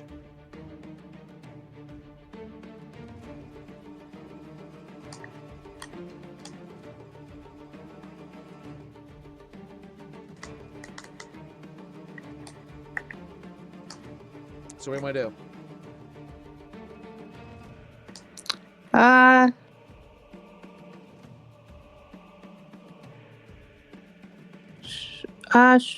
don't know. I don't know either. You're going to stay in the back if you want. But I can move up close but not attack. You can move up 30 feet. If I'm going to move you up 30 feet, right, that would put you there, right? So now you are 40 foot away from the nearest zombie that you can see, which means if you want to throw an axe at it, you can, but you will spin at disadvantage. You can move closer, but then you don't get an attack, unless you have some other special ability that I don't know about off the top of my head.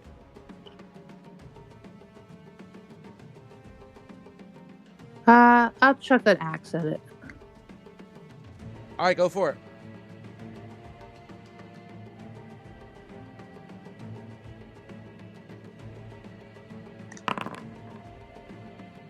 Holy crud.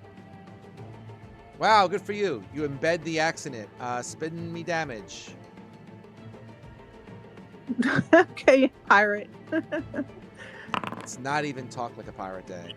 Let's see.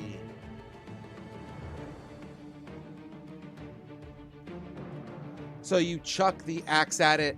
You hit the mummy. Doesn't seem to quite do as much damage as you would expect, and he kind of brushes it off, and it falls onto the bridge. But you did a little Are bit to you it. kidding me? Shiver me timbers. I'm going to try to hit it again. Can she multi-attack throwing things? I guess she can. I don't know.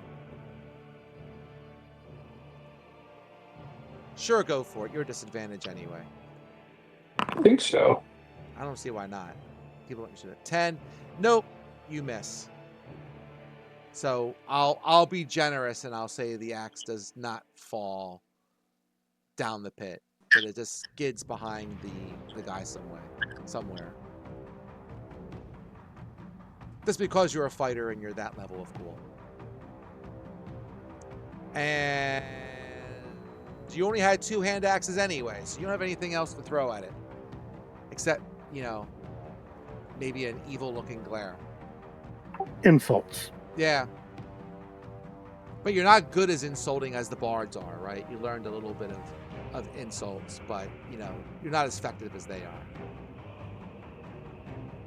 are. So you moved, you threw, you're probably done, unless you have something to do with your bonus action.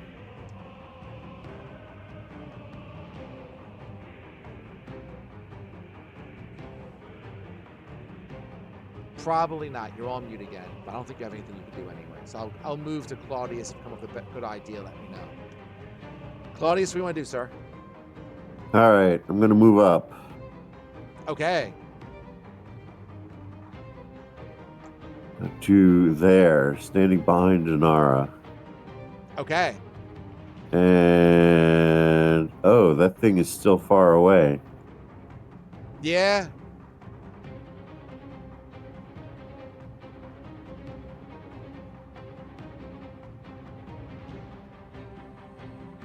It's like 100 feet away. I got 45. Oh, those are 5-foot boxes, not 10-foot Yeah, boxes. these are 5 foot.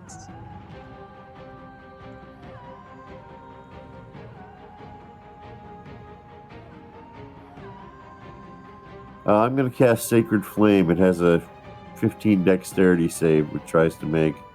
I think that's in range.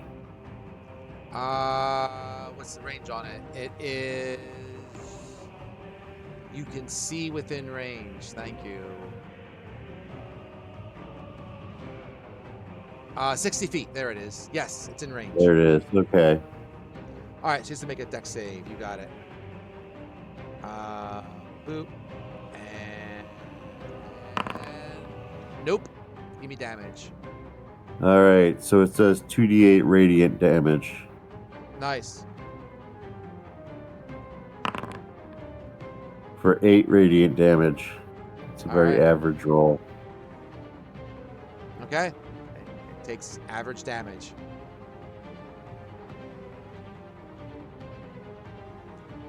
You good? You got any other tricks? No, that's it. All right. Blanco, you're up.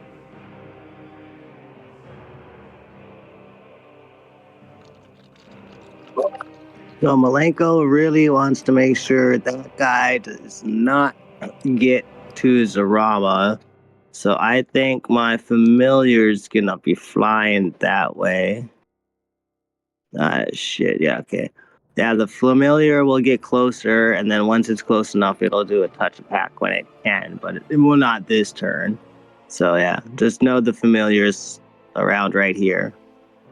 Okay. So you're channeling a spell through your familiar. Eventually, yeah, not this turn, but I'm just sending him there to get ready for next turn to channel the spell. Oh, okay. Fair enough. I don't know if you. And this, got it. I'm gonna use, because he's within 60 feet, I'm gonna use Vicious Mockery over there to, if he gets close to someone, he gets disadvantage on the attack. All right.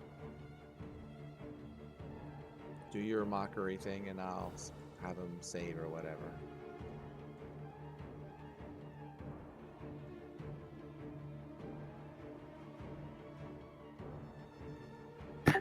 Your mummy's so fat. 15 wisdom. Okay, there it is.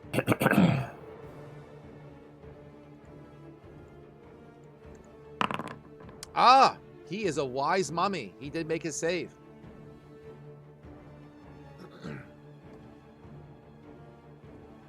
Well, that's turn, I guess. All right, Holmgrim, you're up.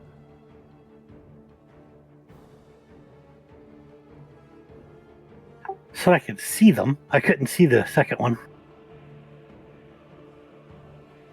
You can, because you got your darky vision going, probably. Oh no, originally he was outside of my 60. Gotcha.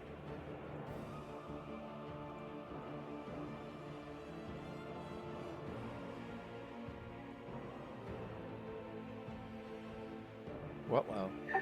Boom! Fairy fire. You got it. So they Don't gotta know what their make- AC, don't know what their AC is, but a better chance to hit's always a better chance to hit. All right, so deck saves. So first deck save.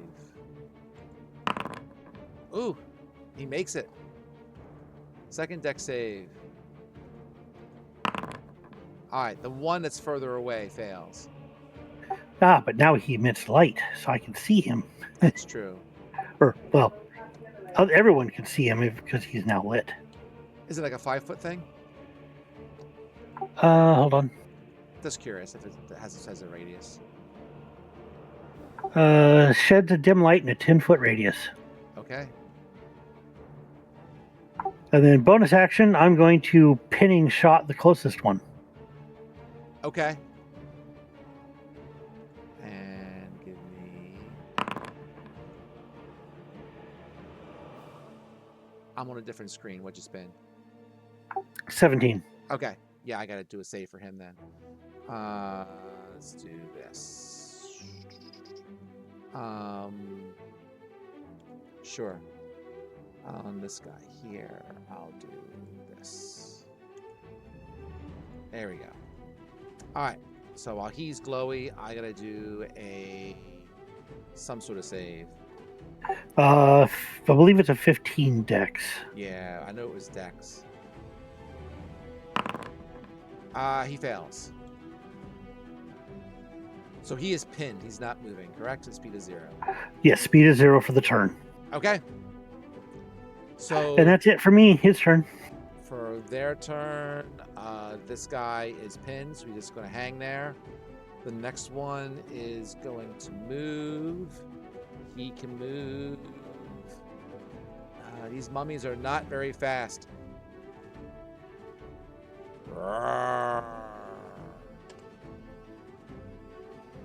That's his double move. And Nora, you're up. There goes Rama, somebody to beat up. I even made him nice and glowy for you. Yep. All right. I am. I think I'm kind of unfortunately resigned to the front here because there's otherwise I'll be in the way, or there's not really a way around. So, I guess I will just go. I think with the vicious mockery, or should I actually just do a dodge action? No, I'm gonna. Oh, actually, this is what I will do. Actually, I don't know if that's possible. What I would like to do is help Zarama on her next attack, but we're not within 5 feet of the enemy, so I don't know if that's possible. Or do I need to get within 5 feet of the enemy? Would that make a help action possible? I am going to double check help the stuff for this thing. So Sorry, that's like such a simple thing, and I always mix it up, I feel. Here's so you can aid a creature that has completed this task, blah, blah, blah, blah, blah, blah, blah. The creature will gain advantage on the next ability check it makes to perform for the task you are helping with. So, to a certain extent, Zarama's already going to get advantage on her attack because it's been very... Oh, because of the... Yes. Oh, of course. Okay, never mind then. So, I will just stay back. Okay. And I will just cast Vicious Mockery. Then. Sorry for that confusion there. No, that's okay. You're so glowy. Yeah, not so sneaky now. Okay, I think Inar does not have any good mockeries here. I'm just trying to find the thing to click on. Here we go. Okay, so it did DC fail 15 this wisdom time. save. Yep, it failed. Give me the D4 thing. Okay, 5 2d4 damage. for him. Yep, no problem. Burp. And it's going to have disadvantage on its next attack. So Rama, you're up. Awesome.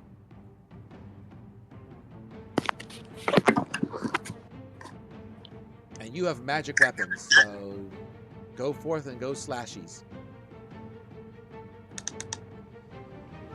These guys made the mistake of getting into Zurama's hitting range. There you go. It's clobbering time.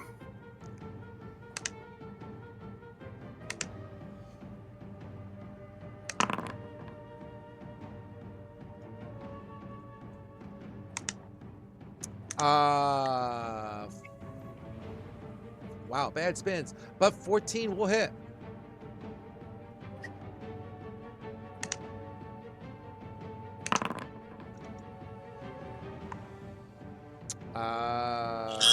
She's attacking again. 16 obviously hits. Yep.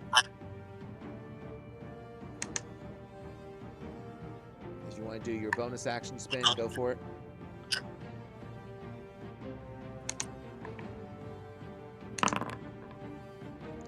Yeah.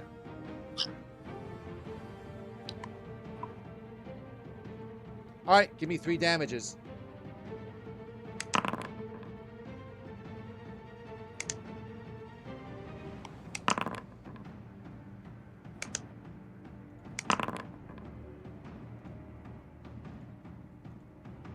All right, so 22 and 7 is 29.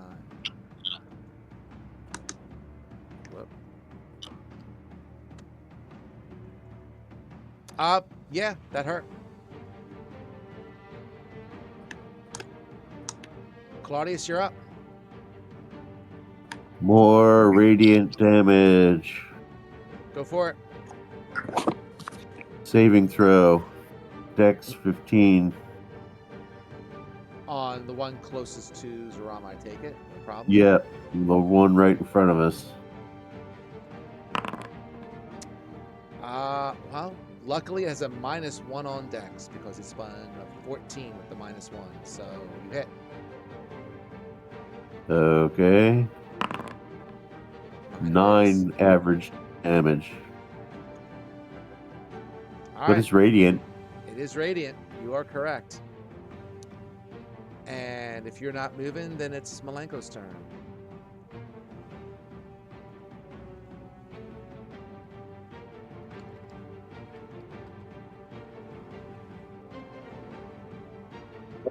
Trying to knock him off of the ledge. So I'm wondering if Pratfall or Hem's Low Blow would work.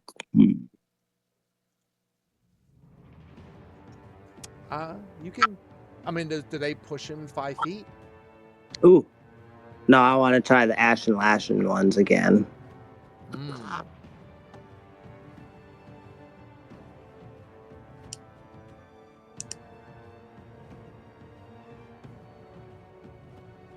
Where is it?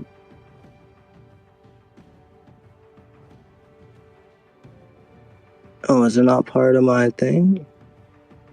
I do not know. Okay, well, it says it's a cast bonus action, but I think it's an action to cast and a bonus action.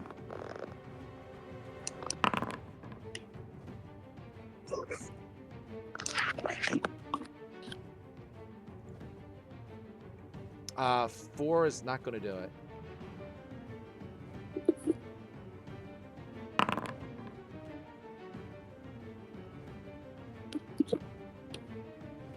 So what am I seeing here? I got 2 attack spins, a natural 1 and a dirty 20. Yeah, so it summons 2, one there we right. go. Yep. one, and then one right in front of this one. So the first one in front is Rama misses, and the second one is the 20. Got it. Yep. So, 2 fire damage.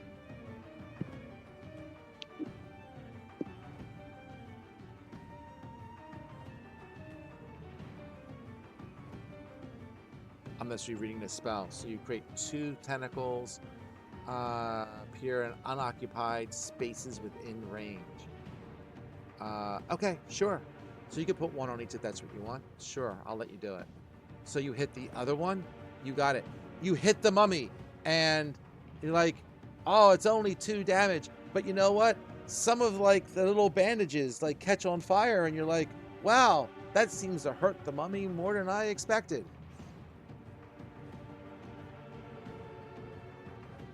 So there you go. Drawing tools. So I'll put 1 here and 1 here. Can I put 1 here? There it goes. All right, cool. I take it you're done? Silence is golden. Holgrim, you're up.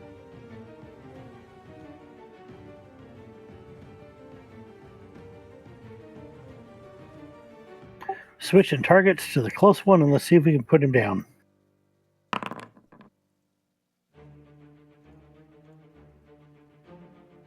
$22, yep. 13 on closest one, sure.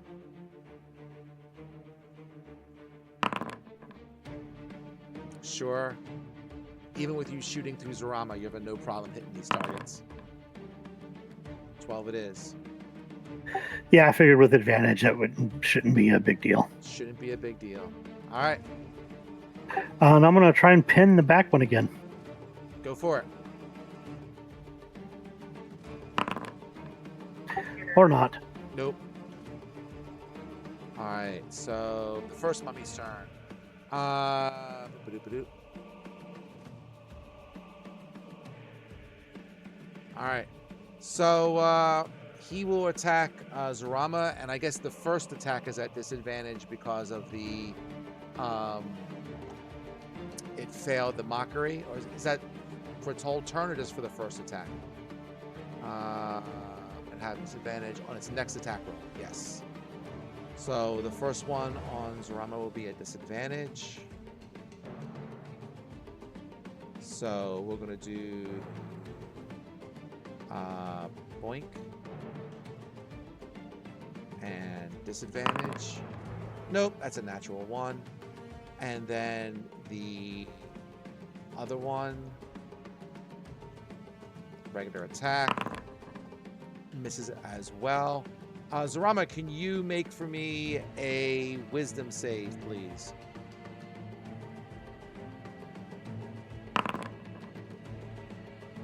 $16, no problem. So the mummy kind of gives you the evil eye and tries to intimidate you, and you don't care. Not a problem. Because we've been kicking his butt. There you go.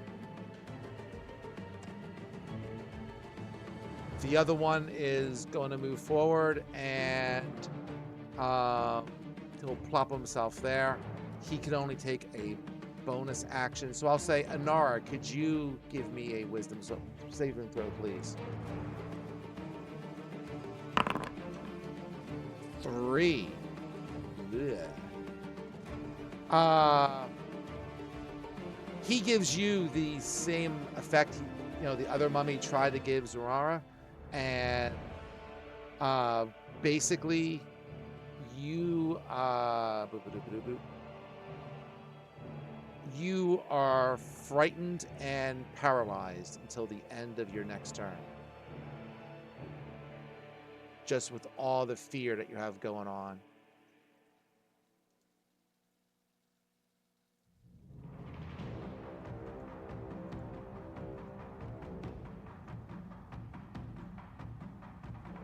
Yeah, sure, whatever. Oh, I got you. Cool. And that's really all they can do. So, Anara, you really can't do too much because you're frightened and paralyzed, unless you got something sneaky you can tell me you do. Don't think I got anything, unfortunately. All right. So it wears off. I mean, you kind of shake your head and clear your mind, nice.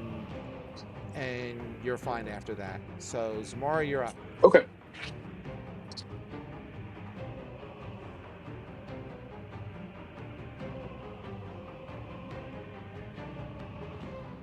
Spin your hits, girl.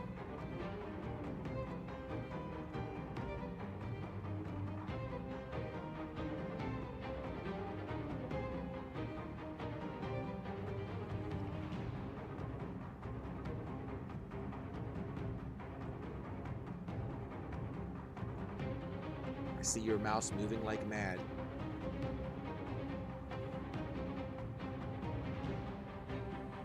Is that thought or something? Do I get advantage? If you're hitting the almost dead one next to you, yes. If you're hitting the one that's really barely injured, then no. Well, it is injured, but not near death. 25 will hit. Can you give me damage on that one to see if you kill it? How much have left? You could kill it in one shot. Give me damage, please, first. No. Never mind. It's still around. Give me another attack. 10's gonna miss. All right, here's the bonus hit. You got it. That's gonna hit. Oh, there you go. You need that to begin with. So with your last hit, you give him a good hard smack and basically put a deep gash into him, and he basically falls off the bridge. And he is undead. Did I have much extra? Did I hit him by, or just?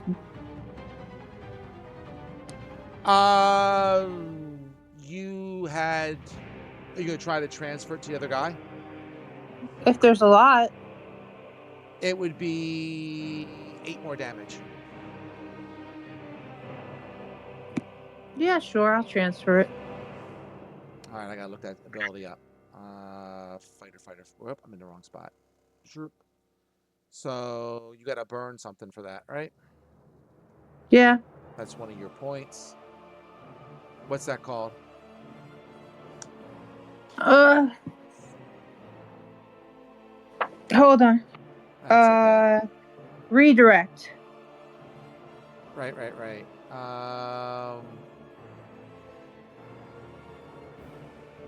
That is under. Oh, that's under your subclass.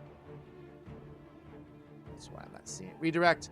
You use your that's when you miss. Oh, it's redirect. When you miss a target with a weapon attack, you did not miss. You hit. So this is arcing.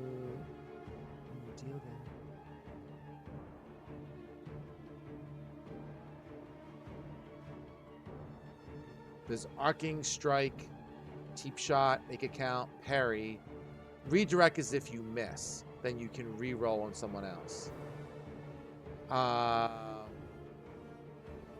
Okay, never mind. I made a mistake. With your miss, you can roll a normal attack on the other zombie if you want. So you can't transfer the damage, but if you want to spend one of those points, you can spin an attack against the zombie that you did not kill. But it is not with advantage. All right. Okay.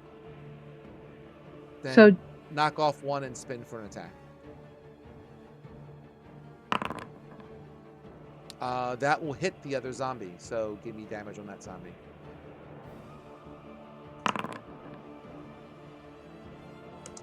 So 7, no problem. So you miss the first zombie with that second attack, and you're just so graceful. You move your sword to hit the second one. I meant to do that. I meant to do that. Claudius, you're up. Okay, so this one's right in front of me. We're gonna do more Sacred Flames.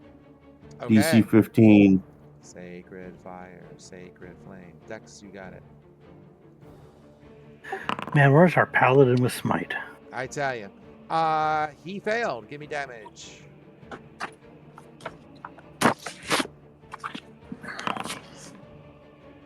7. 7. All right, we're ticking him down. Malenko.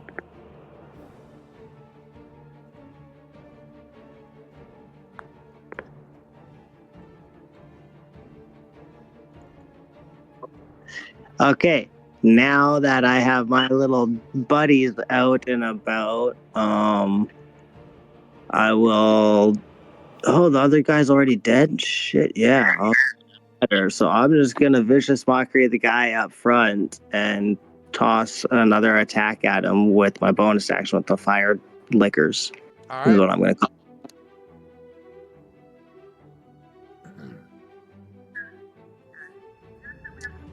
All right. He never heard that insult before. He's really sad about that. Give me damage.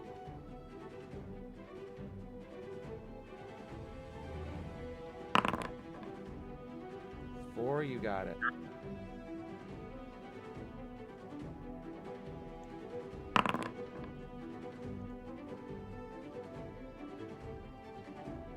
Is there another attack? No, the other one can't really move. I don't think. I don't think I can move him. I saw the. I didn't know what the 10 was for. I'm sorry. Yeah, that was for the one fire attack. Oh, the fire attack. I forgot about that. Yeah. Nope, it missed. Holmgrim, you're up. That's probably a concentration spell, so I bet you're concentrating.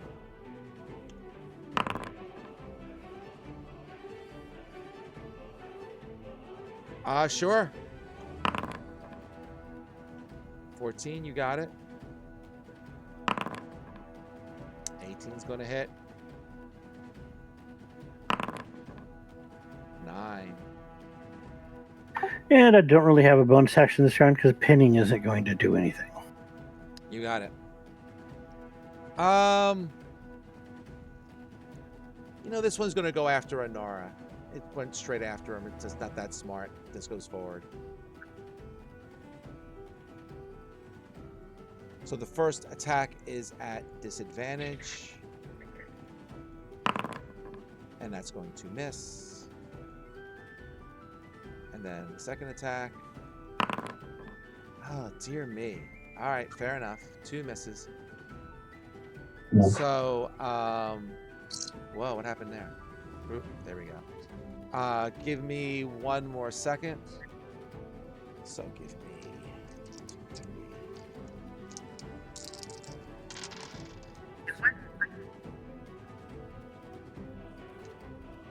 You got it.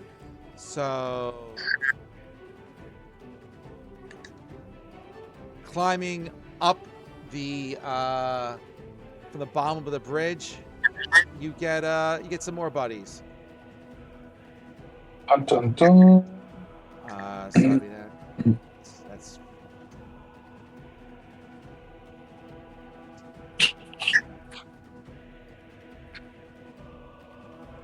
Oh boy. Oh boy.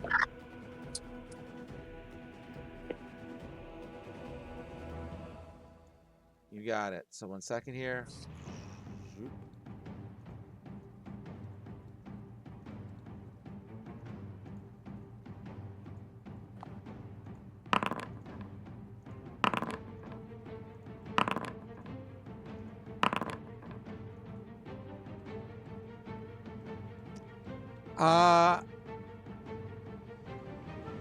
Anara, you're up.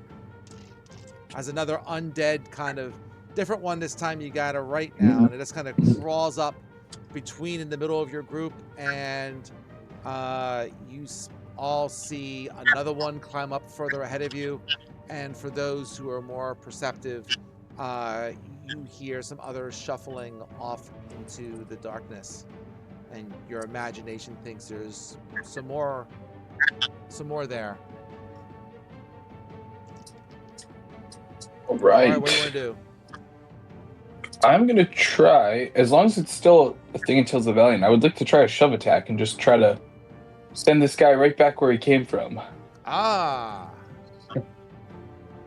Um, so I don't have great athletics, but I do have a spell that I can use as a reaction to make his roll worse. So I'm hoping that'll be enough. I think I just roll athletics here, right? Is that correct? I'm reading it, so because I don't take Oh, anything for okay. granted. Using the attack action, you can make a special melee attack to shove a creature to either knock it prone or push it away from you. If you have multiple attacks, you only do one shove. So the target must be no more than one size larger within your reach. Instead of attack roll, yep, you do a strength check contested by, you do an athletics check contested by the target's athletics or acrobatics. So you got to make Mhm. me an athletics, please. Okay. And then I will use as well. So I'll just do that. I'll do that first, the athletics. I have a Okay. I have a reaction that basically will once they make the check, by uttering a swift curse, you bring misfortune to the target's attempt. The affected creature has disadvantage on the roll. It's a reaction though, so I technically have to wait until you roll, but I'm gonna use that, once you roll. Well, do you use it after you see whether or not what the result is, or how's that work? You take it as kind of unclear. It says when you take the reaction when a creature within range makes an attack roll, saving throw, or ability check. Okay, so I'll just give it disadvantage. So it's going to use the strength. So we're going to do that. And you're saying disadvantage? Yeah.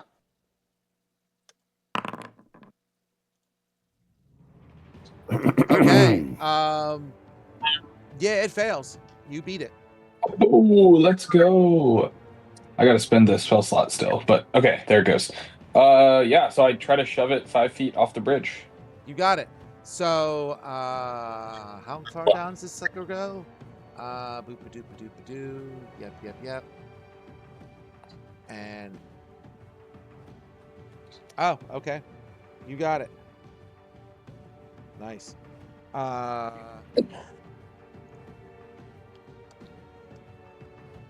So it is.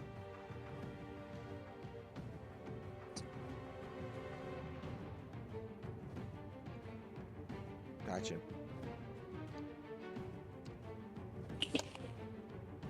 Well, I don't know. It's 66 if I can get the darn thing to roll. What'd I do wrong? /R. I must have had it highlighted. That was the problem. Picky thing. Yeah. So I thought I was talking instead of spinning it. So, yeah, 60 feet down. So, yep, it takes some damage. And I will also quickly glance to Claudius and Horgrim and see if either of them want to step forward. I can step to one side or stay where I am if they did want to move closer, but I can also just I can move over out of Claudius's way, or I can stay here. Well, you know me, I'm better off arranged. Yeah, that's what I figured. So I feel like maybe I'll go like this, if that's cool. I will do that. Yes, that is what I will do. Actually, yes. Okay. So you give that guy a shove, and he goes, wah, and he falls. He doesn't scream because he's undead, but down he goes, or it goes. Okay. No, as he's falling, he's yelling, "I'll be back." Nice. All right.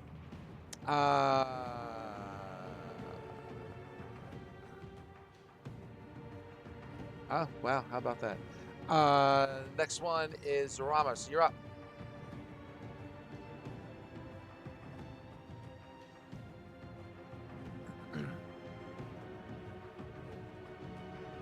Finish this person off, Sarama. He's all yours.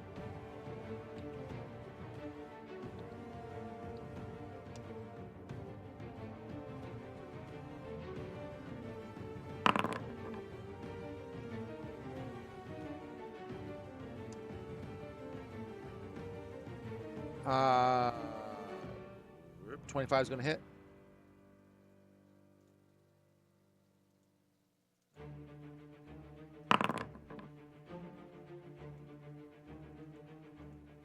And you did spend a 1? I guess she did. Go ahead, hit again. 16 will hit.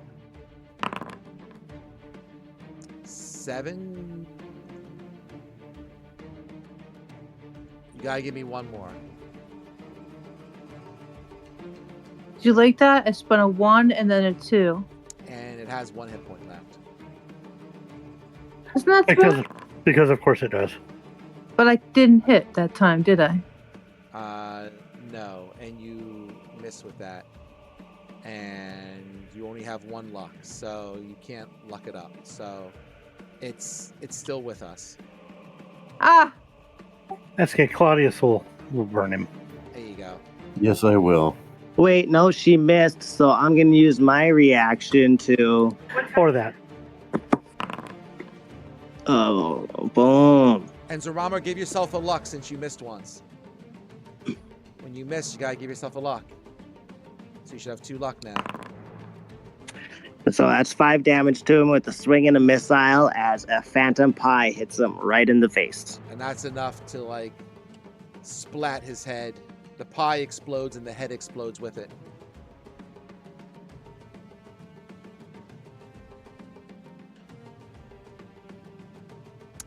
Claudius, you're up. Sacred Flame. Go for it. Hey, that's a workhorse spell. 15.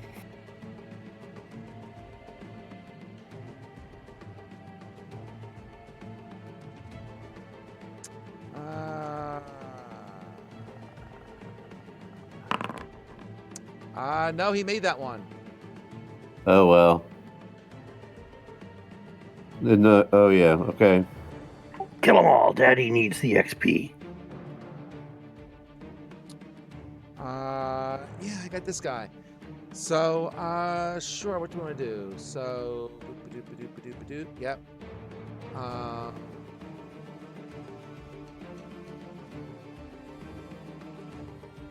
Sure.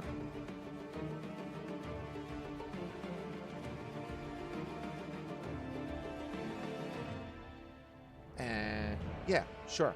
So, this guy, he likes a challenge. He'll go up to Zarama.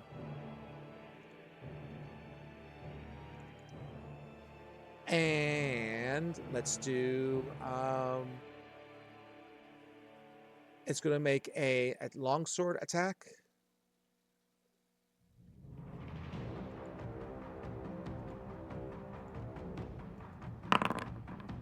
Uh, 16. What's your armor class these days? 17. God dang it. So it misses with that. And then it will do its fun attack, and it will miss. These undead aren't doing it for me tonight. Malenko, you're up.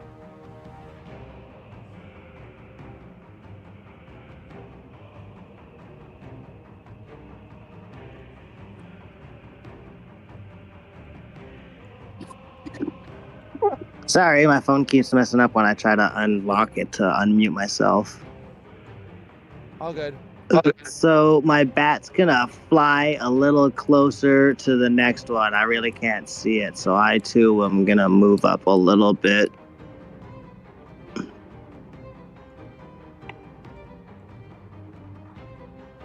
Oh, okay, there it is. So again, that one's standing right beside my fire thing, so bonus action to do that, but I don't want to recast it, so I have to keep scrolling way up to attack with it again.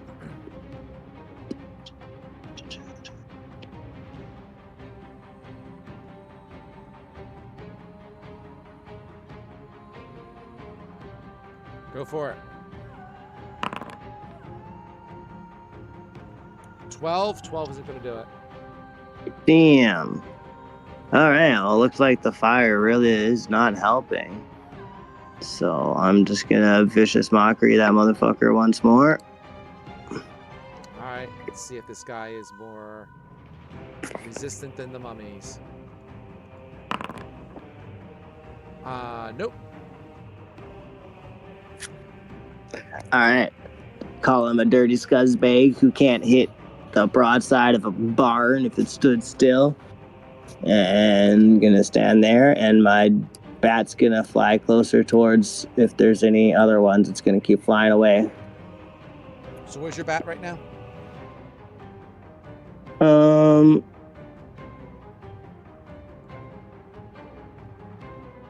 Right there. I'm gonna put a thing there for you. Give me a different color. Let's see. Yeah, that's that.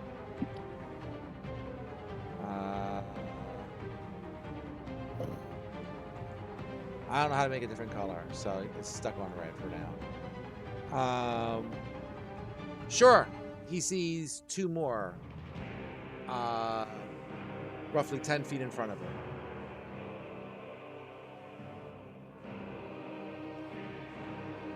Yeah, guys, we have lots more company. Just keep at it. This guy's going to shoot. One guy through the darkness is going to shoot 2 arrows at Enora. Can they see that far? Let me see. I think. Oh, you know what? I think there's a few. Let me see.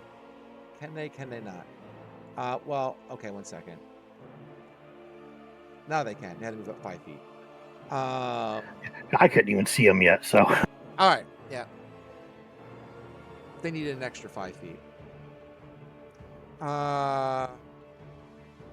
You'll see him once they move up. If you move up slightly. Well, I can see them now. Oh, okay. How far can you see? 60? Oh, they should see 60. How come they... Oh, 60 from there, yeah. So, technically they could. I was measuring different than what it was doing. That doesn't matter. They can be there. Fire away, guys. Let's see.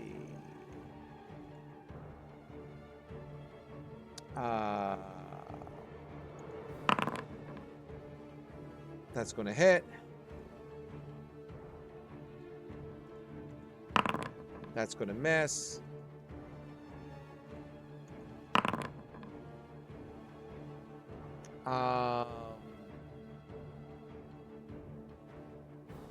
Nora, you should take... Do you have resistance? Oh, that's because I'm looking at the wrong thing. There we go. I'm going to give you... I threw 12 piercing damage on you. Okay. Holmgrim, you're up. So I don't like not being able to see those guys down there, so I'm not going to place the template, but it's the two at the other end of the bridge. All right, you're going to fairy fire him? Yeah, might as well. All right, throw a spell at him and I'll make the deck saves. Yeah, it's there. It's in chat. Oh, I'm sorry. Scroll down. This doesn't always scroll as well as it used to. I don't know. Maybe there's a setting for that. Think. That's a save. And that's a fail. Surprisingly dexterous undead. I had their +2. It's not too bad.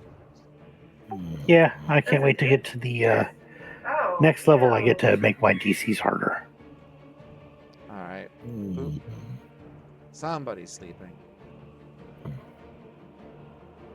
And we'll do this, and that's okay. We're almost done anyway. And give him a... Who was sleeping? Somebody.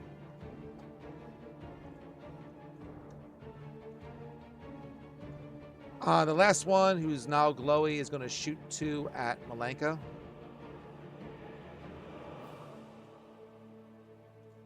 So let's see what we can do.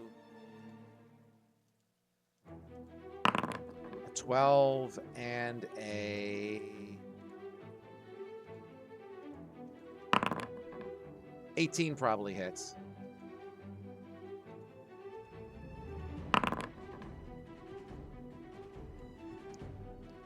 So, Malenko, you take 10 damage, and could you make me probably a concentration check, please? I assume your little thingies are concentration.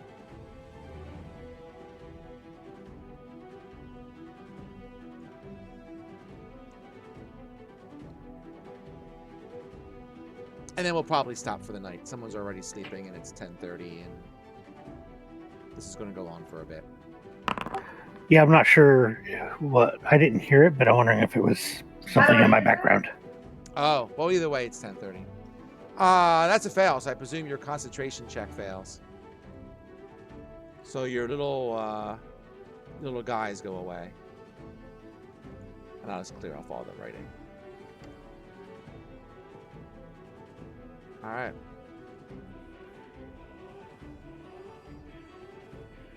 So that's probably a good spot to stop, because I think this is going to go on for a little bit still. Yeah, especially if they keep climbing up. Yeah, they can end up doing that. What is... So, So with that, what is today? Today is the 15th.